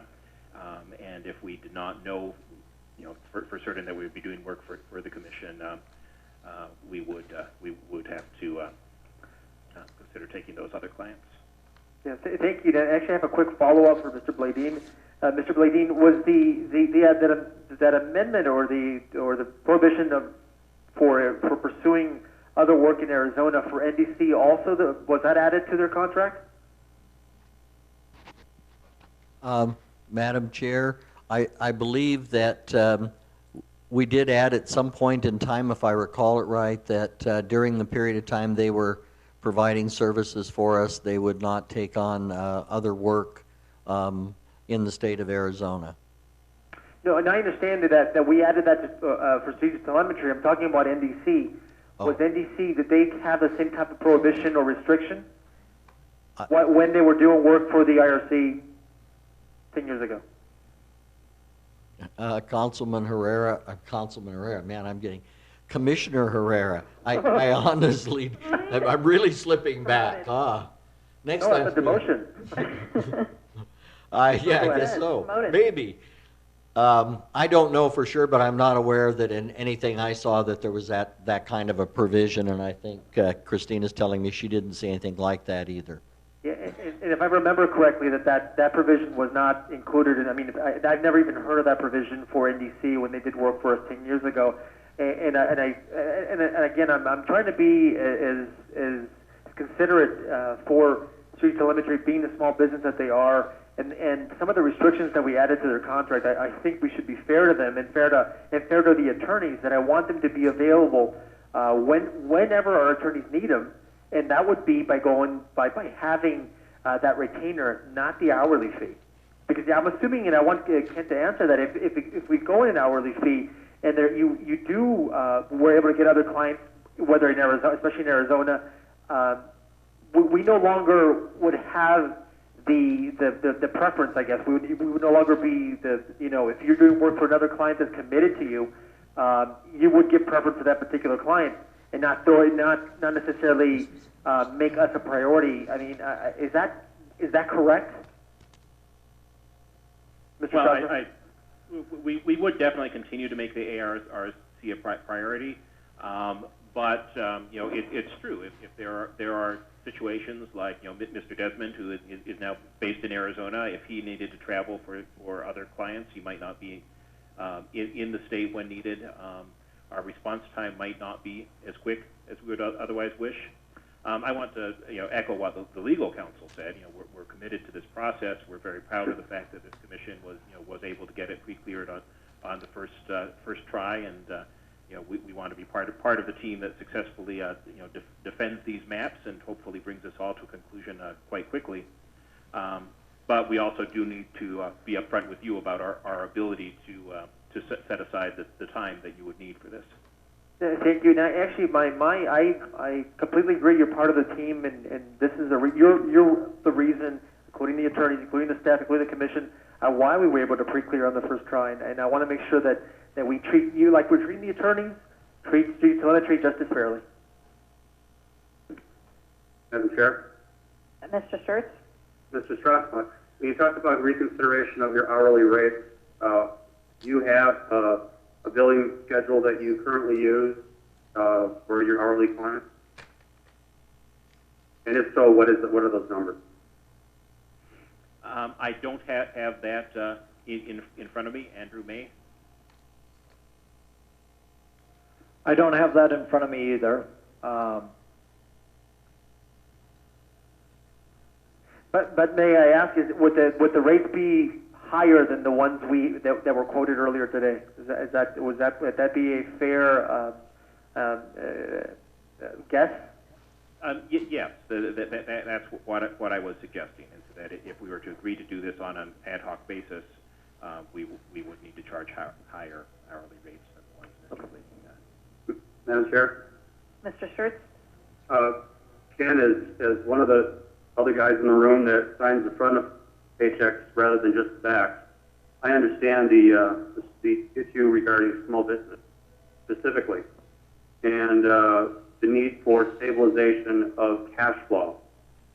You now have the key representative, the worker, the guy that did the bulk of the boots on the ground work. Willie Desmond is now living, because of personal reasons, in Scottsdale, Arizona now, which is would be a true asset. Is a true asset for the commission, as well as Willie, welcome to Arizona. The question lies that that if Willie has to travel, Willie's going to travel whether or not we've got you under retainer or not. Correct? Willie will not be working solely for the commission if we have you under retainer. Is that correct? That's correct, because the retainer does not anticipate full-time commitment. We would, however, be able to give more priority in his schedule and mine and others on the team if we're on a retainer basis. Sure, and I understand that. Now let me ask you this question. Can this retainer, have you considered this being a rolling retainer? Could you define that term for me? Meaning that if we enter into a retainer agreement with you where you're committing 40 hours per month of work product that would be blended between you, Willie, Andrew, and other potential staff members, which blends to a $250 an hour rate. If none of that was used, let's say in the month of September, would that $10,000, in other words, are we entering into $120,000 or a $120,000 contract with you for the next 12 months, plus anything above the 480 hours that you'd be committing to for that $120,000? Or would you be willing to look at a rolling $10,000 retainer, which is typically how retainer agreements work? When an attorney is entered into a retainer agreement, that's not a guaranteed sum, whether or not they work or don't work on that case. They bill against that retainer and continue the retainer to roll forward. It just secures the financial responsibility between the parties, but not making a $120,000 commitment to you for the next 12 months. Right. And while I would point out that the $120,000 is considerably less than the cost of the contract runner in the heat of drawing maps and the public hearings and all the extra work that entailed, we would be open to a sort of blended arrangement where some some number of hours could roll over from month to month. So if we work 20 hours in one month and 60 in the next, for the duration of the matter, as it was put in the previous discussion. I would have to crunch the numbers to see exactly what that could be. I wouldn't want to say that that it would be a matter of 0 and all of the hours could roll over, but I would definitely be open to some kind of flexibility in being able to bank hours. And Madam Chair, if I can continue on this path, Ken, when you're looking at quoting work, is it possible for you to, once you're given, for example, you were given a scope of work that was required by legal counsel sometime in the last 60 days of something that you needed to deliver to them, correct? And for that, you billed the commission based on an hourly rate or a scope of work time that was invested to do that work. Is that correct? Right. Is that a good sort of analysis of what took place? Yes, I believe so. Okay. So is it possible for you to, and you've been doing this long enough, to know going forward that you could estimate what a project might be once it was requested from the legal team? For example, if they requested for you something that was above and beyond work that was included part of your deliverables in it, or the work product that you've already performed. For example, if you needed to provide expert testimony, that would be above and beyond, or need to give a detail of analysis above and beyond what was included in the original scope. You'd be able to estimate how much that would cost, would you not? With some difficulty, and no guarantee of how precise that estimate would be. I could estimate how I could, in my best judgment, respond to that request. As we found with a lot of the random, map requests, information requests from the public, follow-ups that often happen when someone might have some level of confusion about some of the data or information on the ARC website. It's hard to predict the total amount of time that's taken to fulfill these requests. So I could really attempt to make estimates, but sometimes the actual amount of time is less, and more often, I'm afraid, more. Sure. And Commissioner Sturts, this is Andrew, and I think a good example of that is just something that I faced yesterday. The commission office called me and asked me to call a citizen in the state and help explain the boundaries of a certain district. And this is a request that I've helped on a number of different times for citizens, and the range of that request is as short as 10 minutes, and there's been times where we followed up hours, a few hours, if not more, over a course of a few days of helping to explain that. And so I think that's a good example of the unpredictability of a simple request of that comes to us. Madam Chair, and Andrew, thank you very much. That gives me a heads up of the latitude and the latitude that staff is taking in using outsourced additional service money at the cost of the taxpayer of work product that, frankly, staff should be handling.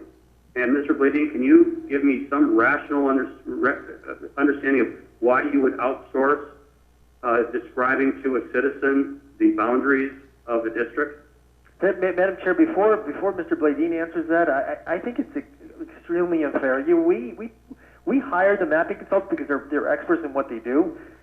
We didn't hire the staff because they were experts on maps and how to describe boundaries or you don't even know what kind of questions are being asked, truly. But they're not, the staff, Ray is not an expert, Christina's not an expert, no one in the staff is an expert. The only people that are experts is the mapping consultants. And if I were a staff member, I would be doing one at a time. Let me finish. Commissioners who aren't experts in mapping. Let me finish. Whoa. The mapping consultants are the experts. And I would, and I commend Mr. Bladine for directing those calls to the people that can actually answer the questions of the public correctly, and do the research that they need to do to make sure that every question that's being asked by the public is being asked correctly and with data to back it up. The staff cannot do that. You know, I have a lot of respect for the staff, but that's not what we hired him for. When we interviewed him, we didn't even ask him, do you know mapping? Do you know any of the mapping tools? That question was never asked, not expected of them. So to ask them to frame the question that way is extremely unfair. And I you know, but I would love to see what Mr. Bladine says.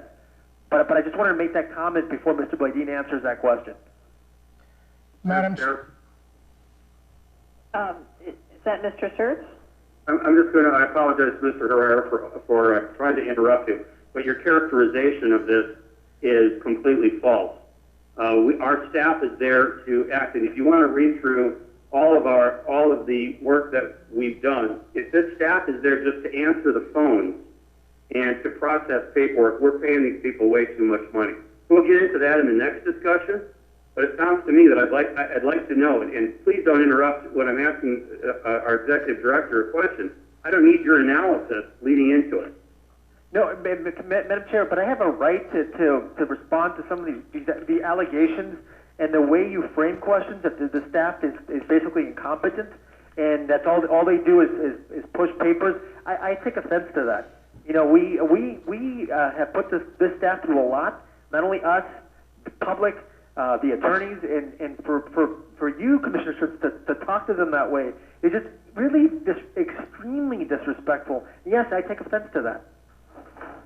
Okay, Mr. Bladine, do you want to respond to anything, or Mr. Dreschler, if you had anything else to add on that? But thank you, Madam Chair, and I will just follow up that we have worked a lot with the staff over the course of the year, and to make sure that they understand the maps, what the maps mean, how they can best answer the public's questions, and it is, and the example that I gave was an example of to follow up to Mr. Strasma on how one project is unpredictable, and you can go check the public record that we've been keeping for the commission, because I did go in and record when I did speak to public citizens, and the vast majority of requests that do go into the Commission's office are handled by the staff.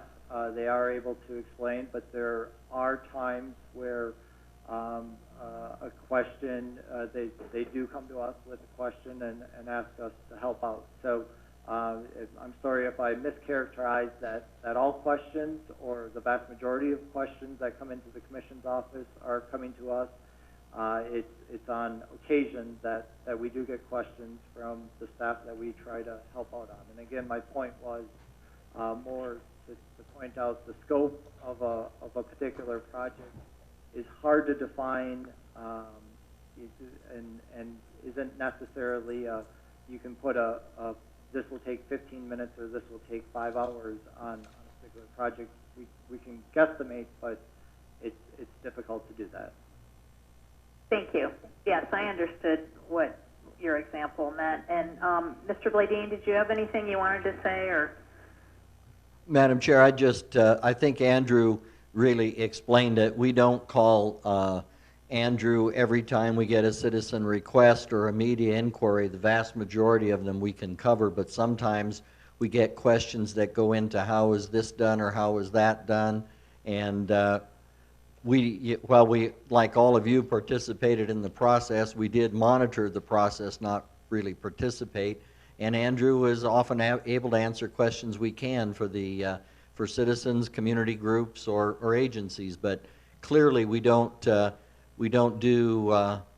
expect them to be our public information office. We really do handle most of the things ourselves. Thank you, Madam Chair? Mr. Sturts? Yes, Mr. Bladine, thank you. you were allowed to answer the question that I originally asked, that would have cleared things up completely. And thanks, Andrew, for your clarification.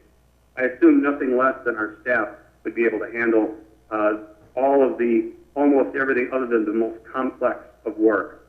And by Andrew's clarification, I now understand that to be the case. Okay. Any further comments on this? Madam Chair? Questions? Madam Chair? Mr. Freeman? Thank you. When the commission retains, first of all, strategic telemetry doesn't just work in Arizona. The Arizona Independent Redistricting Commission is not its only job. It's a nationwide company. I believe it has offices in Wisconsin, New York, and Washington, D.C., and now maybe there's a satellite Scottsdale office with Mr. Desmond.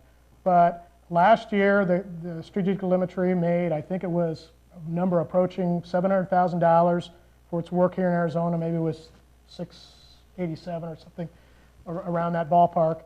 I have no idea whether that's a significant portion of the revenue that strategic telemetry made last year or not. But I do recall when the commission retained them, one provision that was put into the contract was a prohibition on doing other work in this state. And I think one of the reasons was not only might a conflict arise, but it was to allay public concerns, or attempt to allay public concerns, about strategic telemetry's participation in the redistricting process. Now, going right now, I don't see what it is that they're doing. Perhaps there's an occasional very technical question raised by the public, or perhaps there's a need to get a map and there's some question with that by council. But I mean, 6 months from now, if the lawsuits are still ongoing and viable, conceivably there could be a lot of work and they could be making a lot more money from the commission, because they would be needed to participate in the discovery portion of the litigation. And I think that same prohibition on doing other work in Arizona should apply. The reasons for putting it in place at the beginning are just as valid now. And I guess one question I would have is if strategic telemetry, I know what used to be on their website, and perhaps still is they do work for progressive candidates and for the Democratic Party. They've done a lot of work for that, for the unions, et cetera, et cetera. We all know that history. And and I don't know whether it's really appropriate to ask Mr. Strassman the question, but I'm going to throw it out there anyway. I mean, is there other work in Arizona that they're actively seeking, or they've been requested to be involved in, and is it for candidates? I mean, what's the nature of the work that they foresee in Arizona that they would like to pursue? Thank you, Commissioner. I'm not at liberty to discuss anyone who's approached us or not. We have had and actually I have been pleased to be able to say that we're not able to discuss taking political work in Arizona. It makes all of our lives easier. So it would definitely be my preference if we could just continue with that understanding. However, as you pointed out, we do a lot of work for organizations and campaigns, and this is the time when people are seeking our services.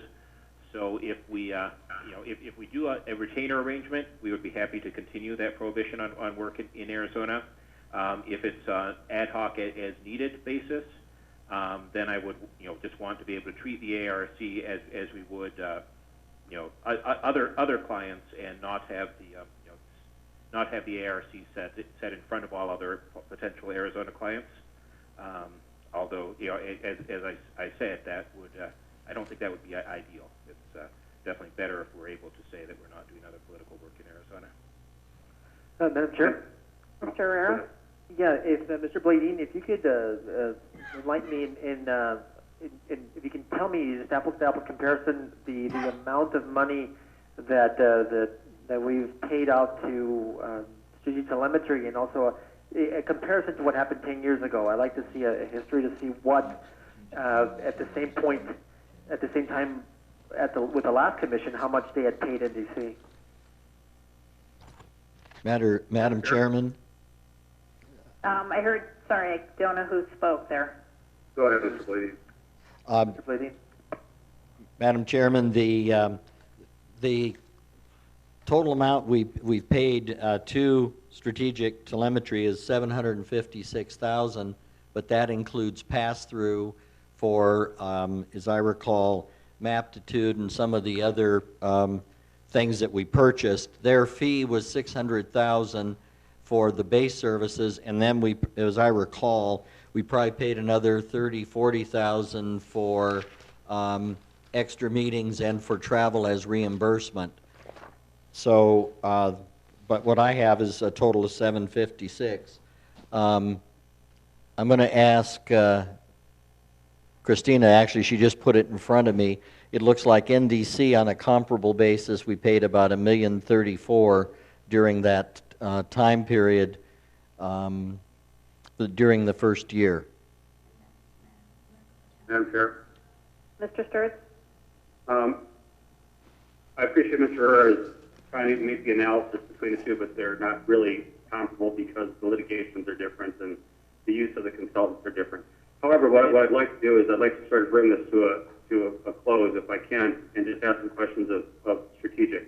When I start talking about a rolling retainer, you need a minimum to cover the couple of things that you're looking for. One, to keep us on the high up on the priority list and to know you've got a stable cash flow coming out of the ARC that's going to maintain a minimum requirement for X amount of time. I know that once we're through this path of litigation, the season that we're currently in of litigation and litigation requirements, that this is going to dwindle off to being nothing. And I know that you're not going to want to be I'm not going to want to support a 9-year agreement of paying you $10,000 a month just so that you don't do work in Arizona. That to me doesn't make any sense for the commission, the state, or for strategic telemetry. On the other hand, in the short term, it sounds like there's a need base for legal counsel and for staff to have ready access. You'd like to manage your cash flow so that you know what you're going to get paid every month from the commission, so you can we can keep your attention. With that being said, is a $5,000 a month guaranteed minimum acceptable for you for the next 6 months, and then rolling over the other $5,000 into a rolling retainer?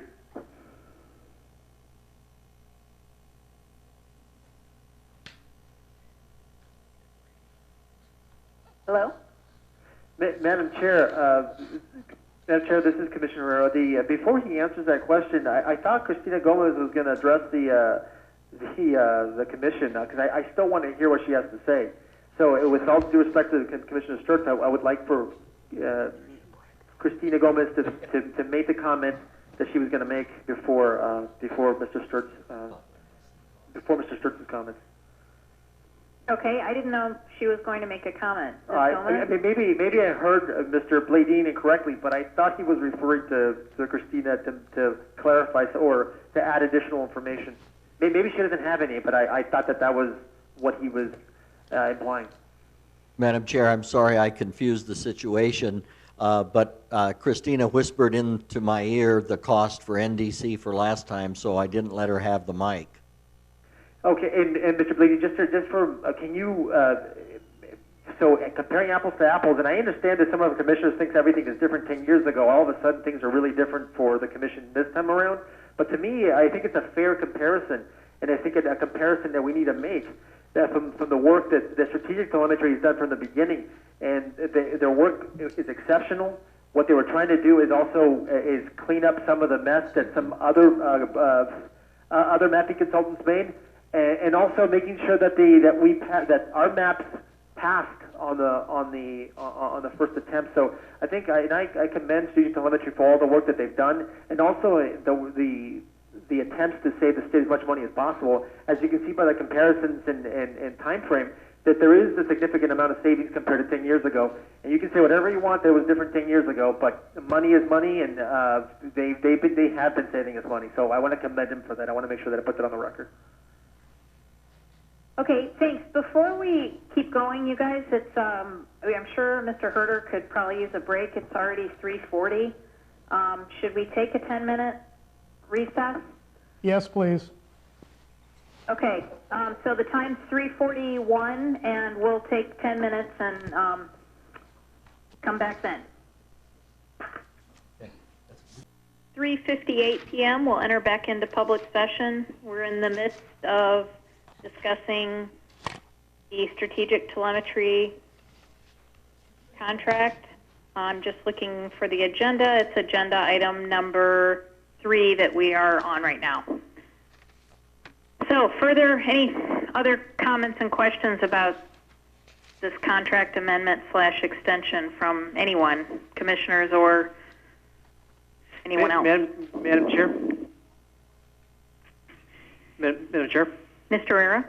Yeah, I don't have any other comments other than to say that, I do unfortunately have another commitment at around 4:30, actually closer to 5 o'clock, and it doesn't seem like we're reaching an agreement on this issue. So I was wondering if anybody has anything else to say, great, but I would like to see if we can either speed it up or postpone it for another day, unless somebody else has anything else to say. Because like I said, I don't want to miss out on this conversation, but I do have a prior appointment. Okay. Madam Chair? Mr. Sturts?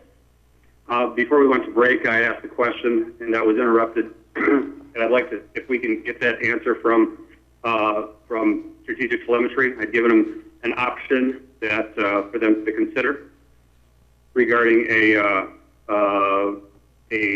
rolling retainer with a guarantee.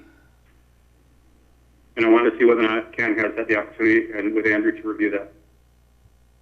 Yes, Commissioner Sturts, we have, and we would certainly be open to that in concept. I want to stress we want to be as flexible as possible, come up with something that works for the commission. Well, would you be willing to, and I'd be even willing to make the motion to enter into a 6-month engagement letter with a $5,000 guaranteed minimum that's building in a rolling $5,000 retainer, all of which would be billed against hourly work. That and maintaining the exclusivity agreement for the duration of that agreement. Madam Chair, can you hear me? I can. Ms. McNulty? Could I jump in? I'm not comfortable with a retainer that is unlike a legal retainer, and maybe it's just because I've practiced law too long, but we don't get any guaranteed minimums in our business. We to the extent we get retainers, they're to ensure payment, and we bill against them, and if at the end of the month there's something left in the retainer, it does roll over to the next month, but then we bill against that. So we're never in a situation where we're receiving money that doesn't get billed against. And if it isn't billed against, it's returned to the client. And I understand that this is a really difficult situation for Strategic Telemetry to plan, and it's impossible for us to give them any guidance because we can't plan either. But I used to work for a small law firm before I worked for a big law firm, and it was kind of the same thing.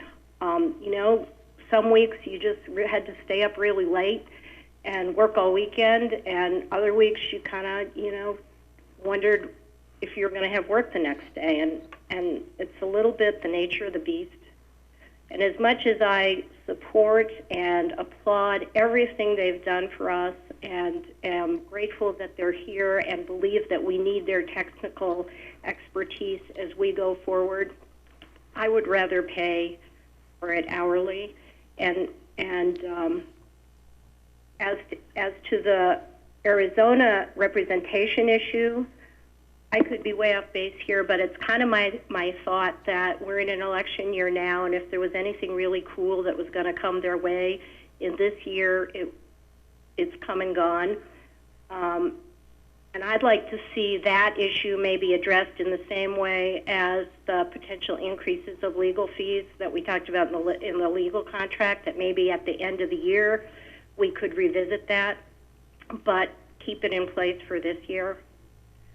So that's my perspective. I would rather see a proposal for an hourly rate, to direct Mr. Bladine to go negotiate an hourly rate with some not to exceeds, maybe increasing what they have in they've given us by $25 an hour or something, not to exceed that. But that's just my thinking. And the reason I jumped in, Mr. Sturts, is because although I really think it's a good idea what you're proposing, and I like it, and I think it might be a good solution. I don't think I can support it for the reason I just said, because I think we got to be billing them for actual. They've got to bill us for work they've actually done. That's my own feeling. Madam Chair, is Commissioner McNulty making a motion? Madam Chair. I don't know. I didn't hear her say that, but I don't know if I can because Mr. Sturts just made a motion. Madam Chair. Mr. Freeman? I would agree with some of what Commissioner McNulty said. I know, having practiced law, not as long as Commissioner McNulty, but for a few years, that sometimes you enter into agreements with clients on a flat fee basis.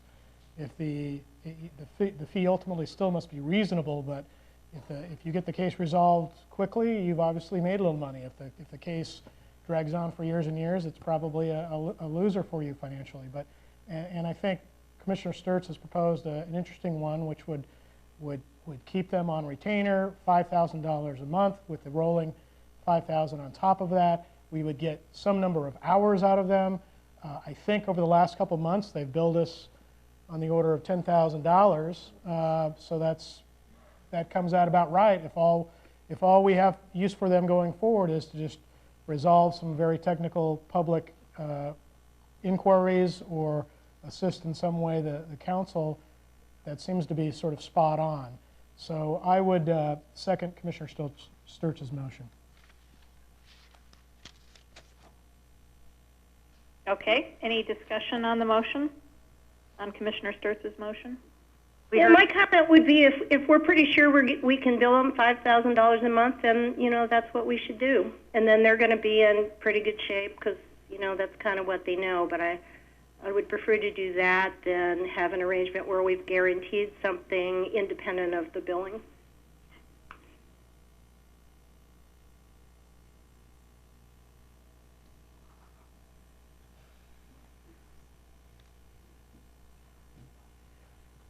Madam Chair? Mr. Sturts? And I appreciate that, Commissioner McNulty. The goal is that, and we've heard it from Commissioner Herrera, from the legal team and the staff, as well as from Strategic Telemetry, that they are responsive. They will have us at the top of their list. And I understand also that this is a compromise between what was being proposed and what would be another way of looking at it, which would be just hourly. It meets the goal of having strategic available, and it meets the other goal of over the next 6 months having, as you're acutely aware, that we are in election season, and it takes that question out of play for Strategic Telemetry, which they would heartily like to keep, I believe, because they felt very comfortable being able to say, sorry, we've got an exclusive agreement. But as we end this year, all of that can be reevaluated. Madam Chairman? Mr. Bladine? I hate to raise this issue because I like the approach and I know we're getting somewhere, but I want to ask I'm not clear what we get for the first $5,000, and I want to make sure that our attorneys don't have a problem with the Arizona Constitution gift clause. I would think there's a way we could structure this, but as you know, we have to get something for public money we're spending. So I'd like to, with your permission, ask the two attorneys to comment on that. Sure. Yeah, our Constitution does require that any payment of public funds,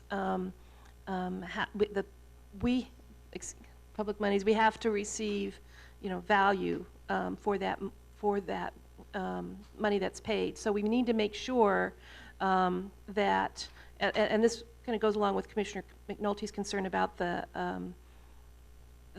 concept of a retainer at all. We need to make sure that if they're getting $5,000, they get $5,000 we get $5,000 of work. And so want to make sure that it's structured and maybe I need to understand how this is going to work so that we do have and can establish that we have received value for the money that we are paying. I think based on the billing history, we've exceeded that $5,000, in every month so far that we've been in litigation, and we can establish that, and we would need to make sure that we receive value for the monies that are paid.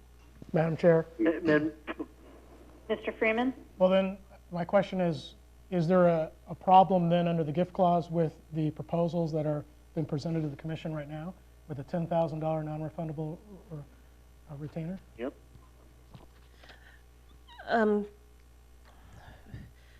Maybe.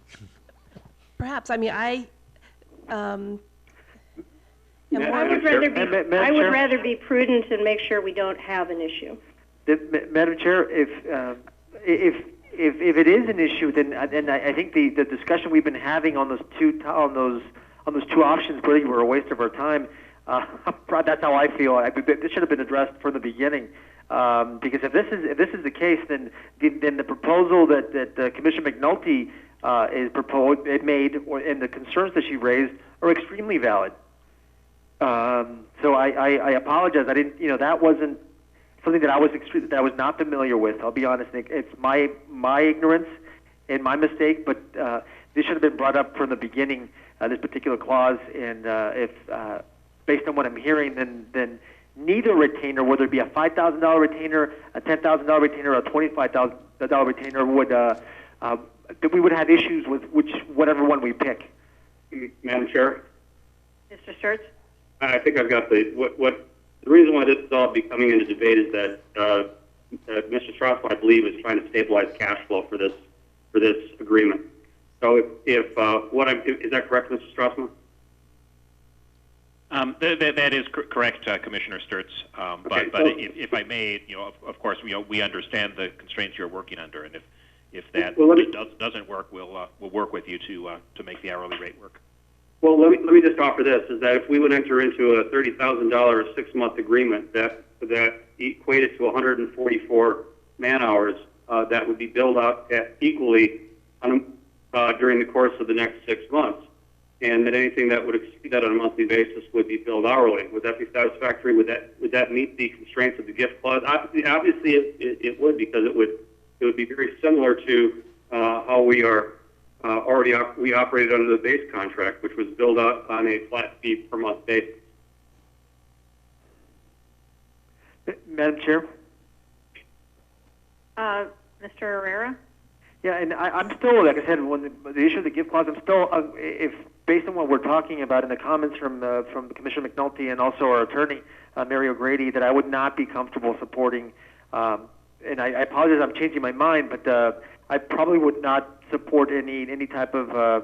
Let me rephrase that. I would probably be more supportive of the proposal that Commissioner McNulty mentioned, and I think our concerns are extremely valid. And especially with the gift clause that I was not that aware of and familiar with. I am now. So I would be more support of paying the hourly fee and negotiating the rates with having Mr. Bladeen negotiate the rates with Strategic Telemetry. Madam Chair. Mr. Sturts? Mr. Strassman, would you be willing to maintain for the next 6 months your exclusivity without having a base minimum or a set contract with us? I would.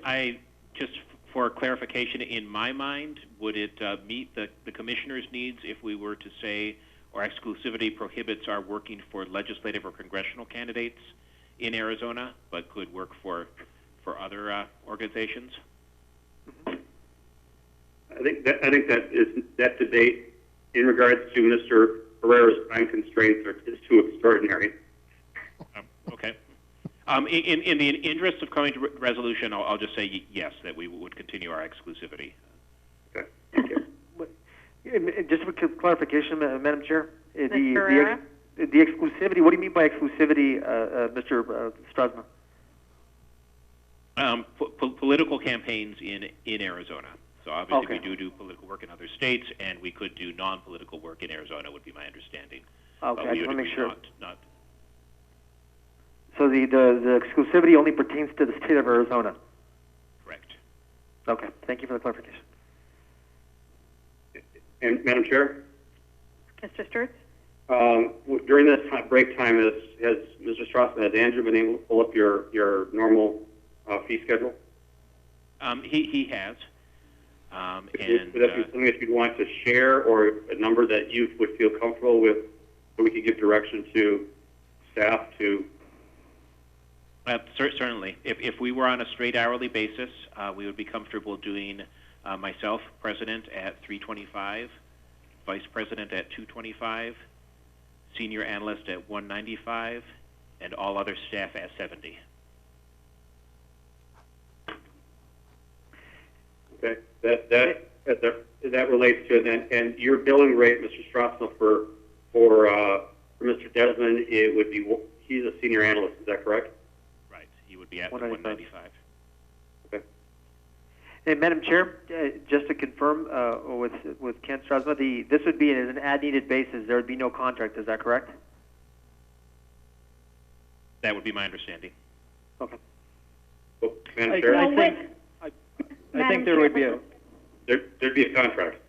Well, so if somebody can explain that to me so how would that work? How would that be different? So that would be the contract would stipulate in terms of the hourly fees. I understand that, but there would be no guarantee of work. Yes. That's correct. It would just, I would see it as being an amendment to the contract that said they would provide technical expertise on an ongoing basis consistent with the original contract at these rates, something like that. Okay, I would be in favor of that. I would too. I think that it's a much cleaner way to go, frankly. It just it takes a lot of guessing out of this whole thing if we can just, they bill us for the work they do at these rates. Okay. So, Commissioner McNulty, would you like to make a motion? There's a I motion. was going to ask Mr. Sturts if he would amend his motion to... Yes, I'll amend my motion to that the billing rates that the existing contract be amended, that the billing rates for hourly work by strategic telemetry of $325 per hour for vice president, or $225 per hour for senior analyst at $195 an hour, and for other staff at $70 an hour, be added as an amendment to the current contract, and the current and all other terms and conditions of the current contract remain intact.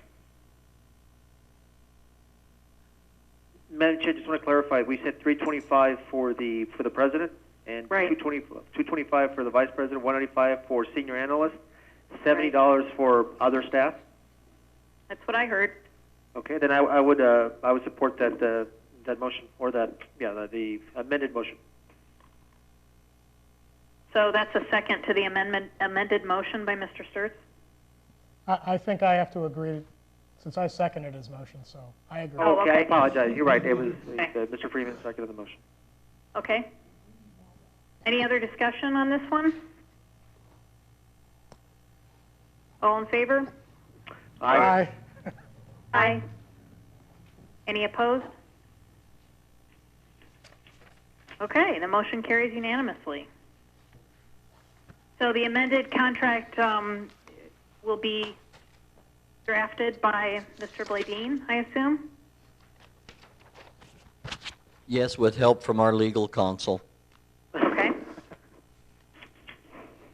Great. Thank you, Mr. Strasma, Mr. Dreschler, and Mr. Desmond, of course, too. I want to say that just like our legal counsel, our mapping consultant was of the highest caliber and continues to be of the highest caliber. They've done extraordinary work for us. They've always risen to the occasion and done whatever we directed them to do. And we're just extremely professional and excellent throughout. So thank you, guys, for all your work. And with that, I think we're on the next agenda item, which is number 4. And that's the executive director report. I'm sure Ray feels like he's already been given that the whole time, but there's more to report. Madam Chair, I think what I maybe will try to do is, with Christina's help, we'll just summarize some of this material, and I think you have a lot of it in front of you. and I'll try to do what I think is the most important first, just in case we run out of time. But let me start with, we did send you in July a status report, and most of the material on the first few pages of that we've already dealt with. But I think I'd like to ask Christina to take a second and talk specifically about the Maptitude, kind of what we've been doing with public information, and that would, I think, pretty much cover what we need to talk about there. Christina? Madam Chair, Commission members, first of all, I'd like to talk about Maptitude. We did not renew the Liquid Web contract, and that is the host server. And also, we will not renew the Maptitude online mapping tool. I did send out an email on May 30th discussing all of the details regarding this, but we will be saving roughly $12,300. Quickly, next item, public education of the new districts. We are continuing with our ongoing public education of the newly drawn districts. We have a great feature now on our website. It's the district locator. This allows the public and staff to go in and to enter people's addresses. Once they do that and hit the find button there on the website, they're able to access their congressional district and their legislative districts. So that's been a really good feature for staff to help out the public. Also, we have individual district maps. The Secretary of State's office called us. They received several phone calls from the public. We also received several phone calls from the public urging us and asking if we could produce individual district maps. 10 years ago, we didn't do it until the last minute just because of the cost involved and because there was ongoing issues with the pre-clearance map. So this time around, since we do have a pre-cleared legend congressional map, we went ahead and the total amount for those individual maps were $8,000. However, with the help of the Secretary of State's office, we split that cost. So the commission paid $4,000 for these maps, and the Secretary of State's office also paid a $4,000 amount. Next item, public input and the media binders. Public input has somewhat slowed down a little. We figured that we would go ahead and send you any and all public input for now via email, so you can still read the public's comments. We will always send you any written public comments via email or U.S. mail until the commission ends. So you will still receive written public input. But as far as the binders, we will not send you any additional binders until we have enough public comments, so sorry. I know you all really like those binders. Yep. And the U.S. Census office, they called, and their question was really regarding materials that we submitted. The Census Bureau has inserted the congressional and state legislative plans into their Tiger geographic database system. So I needed help from our mapping consultants in order to process this request. This is a typical request from every single state, so we're not the only ones who have to go through this. So this is up on their website as well. And also streaming, unless we're told otherwise, we are recommending that the commission no longer streams any meetings until it's necessary. So I don't know what the commission's feedback is on streaming or not, but it is I believe it's a monthly cost. It's around $350, so we recommend not to renew our streaming service until we're told otherwise. I'm sorry, Ms. Gomez, I couldn't make out what you were saying on the $350. What's that for? That's our streaming charge. Streaming, okay, Yes, got it. I'm sorry, and that's the monthly charge. Per month, okay. But we will still record all of our meetings and post them on the website. Okay, are we going month to month now on the streaming cost, or how's that working? Yes, it is month to month right now. Okay.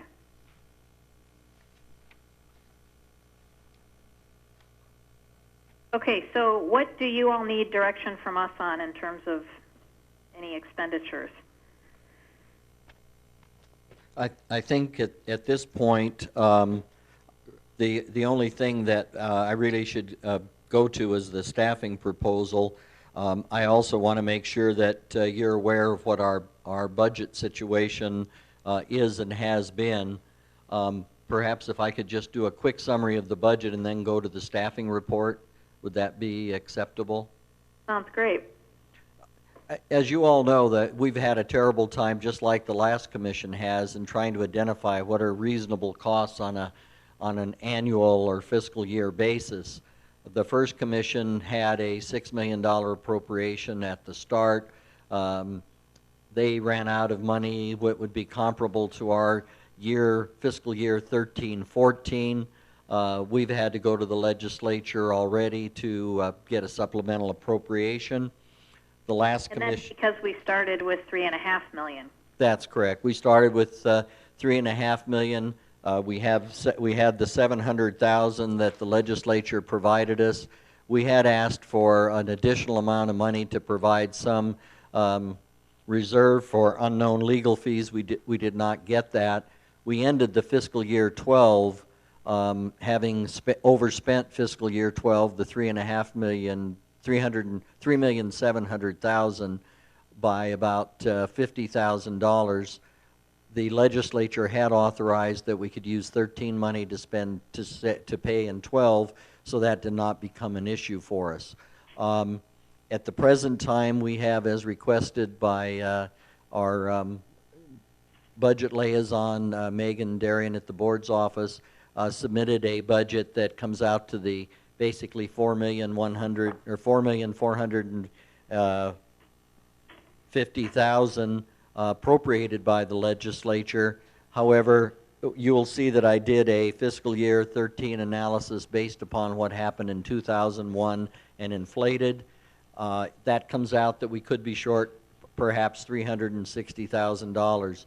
I want to point out that this is all, I'd call it a swag at this point. We're doing the best we can, looking what happened years ago to project what might be reasonable for us. As we get further in the year, like we did last year, we'll keep revising this on a month-to-month basis when we get a better idea of how many lawsuits are we really going to have, what are the costs likely to be, and I'll start asking our legal staff to give us better estimates. At the present time, I have submitted a draft to Megan for fiscal year 13. Again, I did the same thing. I based it upon what happened last time, 10 years ago, with a increase for inflation, and that comes out to a request of $2,595,000. We still, right now, we would be at a total amount of appropriation of $5,650,000, which would still be below the initial $6 million the other commission had at this time. With that additional amount of some in the $2.5 million in the 14 fiscal year, if we were to get that, then we'd be somewhere, if I remember right, and I don't have it in front of me, but 8 million, I think it's like 8 million something, and that would still be below what was appropriated last time, and of course we have had inflation since then.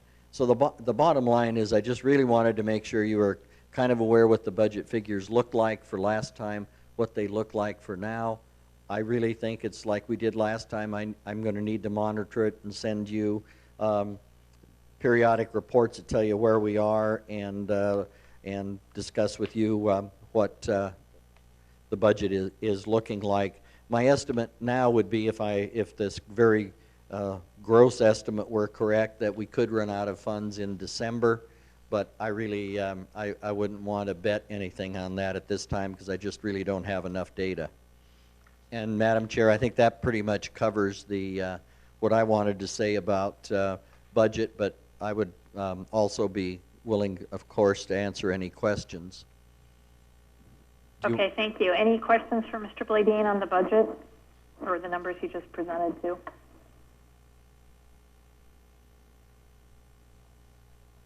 Okay, do you want to jump to the staffing plan? Yes, thank you, Madam Chairman. I prepared a memo also dated July 19th to you that kind of gave you an overview again of what our staffing has been and where we are now. As I pointed out in that memo and have in the past, our staffing levels are somewhat of a moving target too. We've been reducing them as we've seen the workload reduce.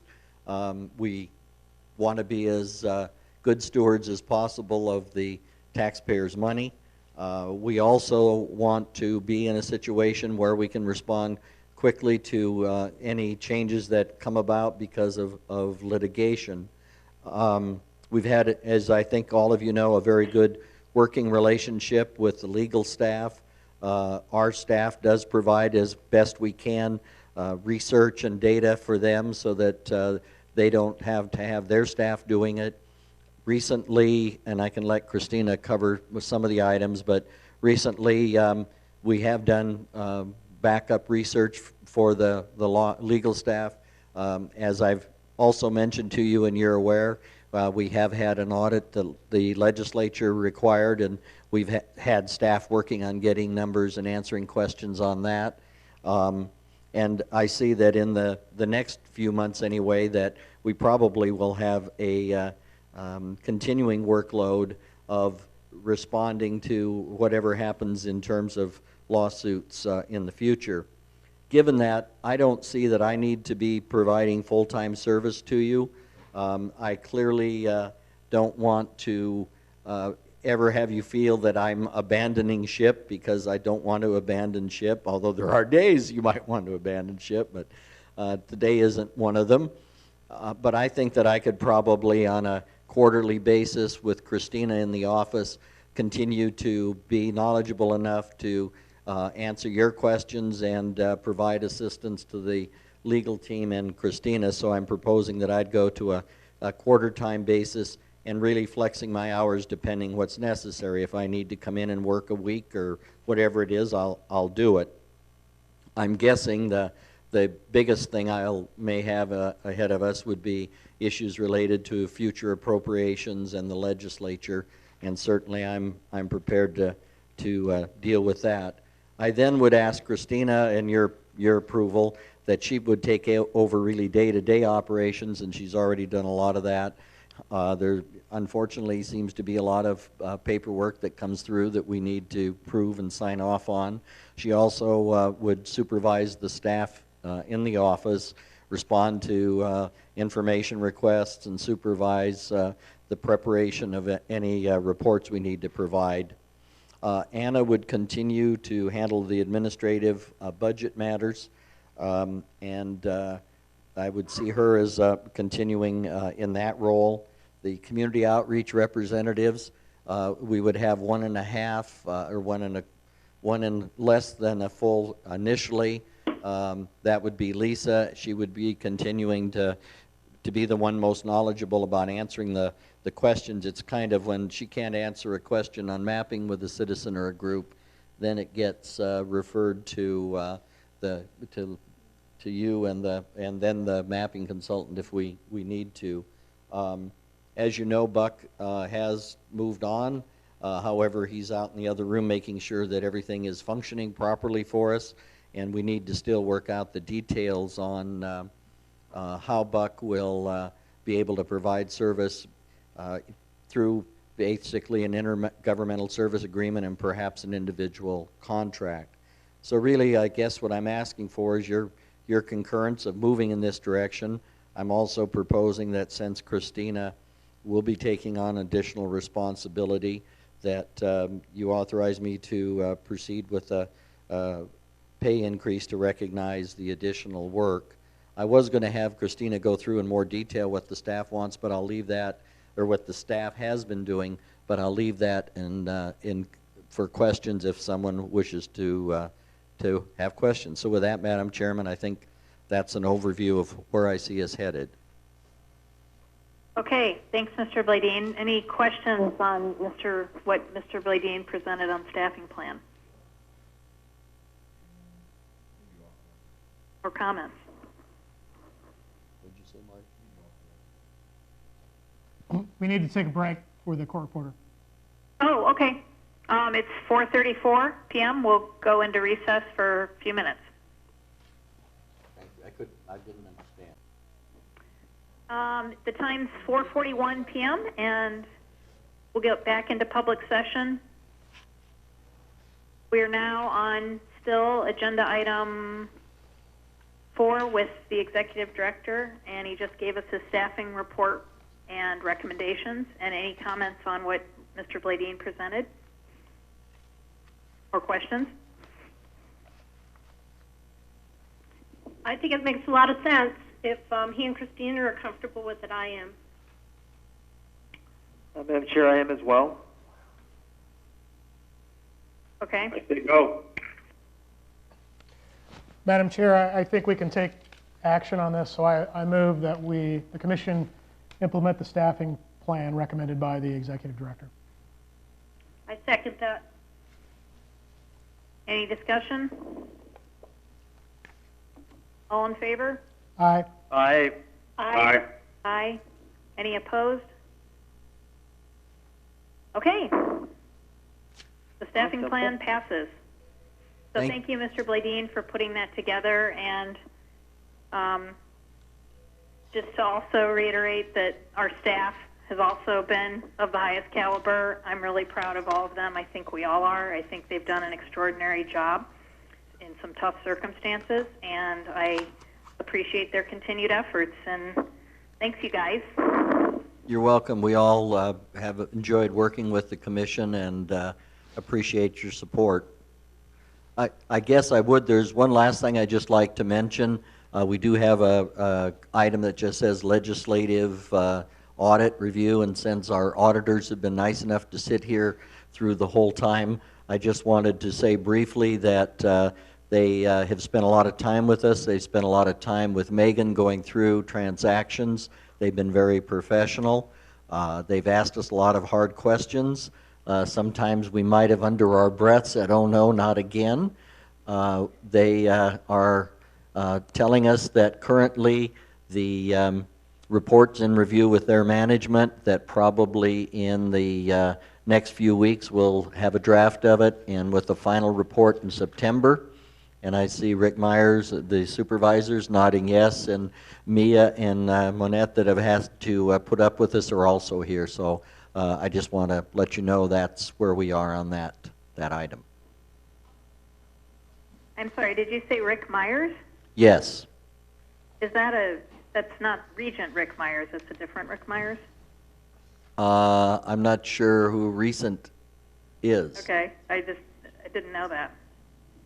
Okay. Okay, great. Well, we look forward to seeing the draft, and I also commend the staff on working so closely with the auditors to provide them what they need, and you guys have done a great job doing that, so thank you. Any other comments on the legislative report? I'm sorry, on the executive director report? Okay, item 5, legal issues and lawsuits update. I assume that's coming from Mr. Canfield or Ms. O'Grady. Yes, thank you, Madam Chair, Commissioners, and I'll start, and then Joe will follow up if he wants to supplement. We just wanted to just go through the pending lawsuits briefly, so you know the status. The open meeting law litigation has been fully briefed at the Court of Appeals, and we are just waiting for oral argument to be scheduled. In the state court action, which is the challenge to the congressional districts based on various state constitutional theories, lead plaintiff is Leach. The plaintiffs filed their response to our motion to dismiss, and we are working on our reply that we will file on August 15th. An oral argument and a status conference is set in that case August 22nd. That's the only case where there's oral argument actually scheduled yet on any of these matters. In the federal court litigation, which is a one-person, one-vote challenge to the legislative districts, lead plaintiff is Harris. There we will be filing our motion to dismiss the First Amendment complaint any moment. And in the legislative lawsuit, also on Harris, the Navajo Nation will be filing something next Friday. They are proposed interveners in that lawsuit. The legislature lawsuit, which is the legislature's challenge in federal court to the commission's authority to do congressional redistricting at all, based on the election clause of the federal constitution.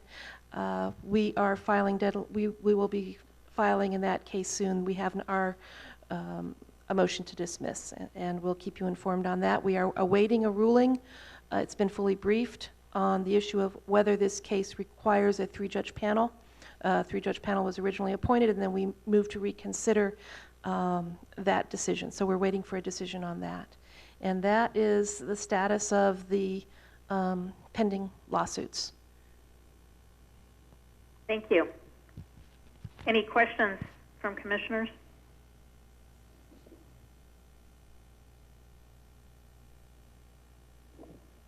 Okay. I guess anything else from legal counsel? Alrighty. Item 6 is call for public comment. And I'm of the understanding that we don't have public comment. Is that correct, Mr. Bladine? Or Vice Chair Freeman? That's correct. Okay. Thank you. That brings us to adjournment. So the time's 4:47 p.m. Thank you all for making yourselves available today and for meeting. And thanks to our mapping consultant, legal counsel, and staff for pulling it all together for us. Madam Chair? Yes, Mr. Herrera? Yeah, before we hang up, I know that Commissioner Sturts already did that, but I'd also like to welcome Willie to Arizona. I had no idea he moved to Arizona. Maybe I'm not checking my email. And I was sent an email. But welcome, Willie, and if you're buying beer, invite me. I'm available. Just let me know where and when. I don't even know if Willie's still in the room, but yes. Well, even if he's not there, I guess somebody give him that message for me. Thank you, guys. Thank you. Have a good weekend, everybody. Meeting is adjourned. It's 4:48 p.m. Thanks.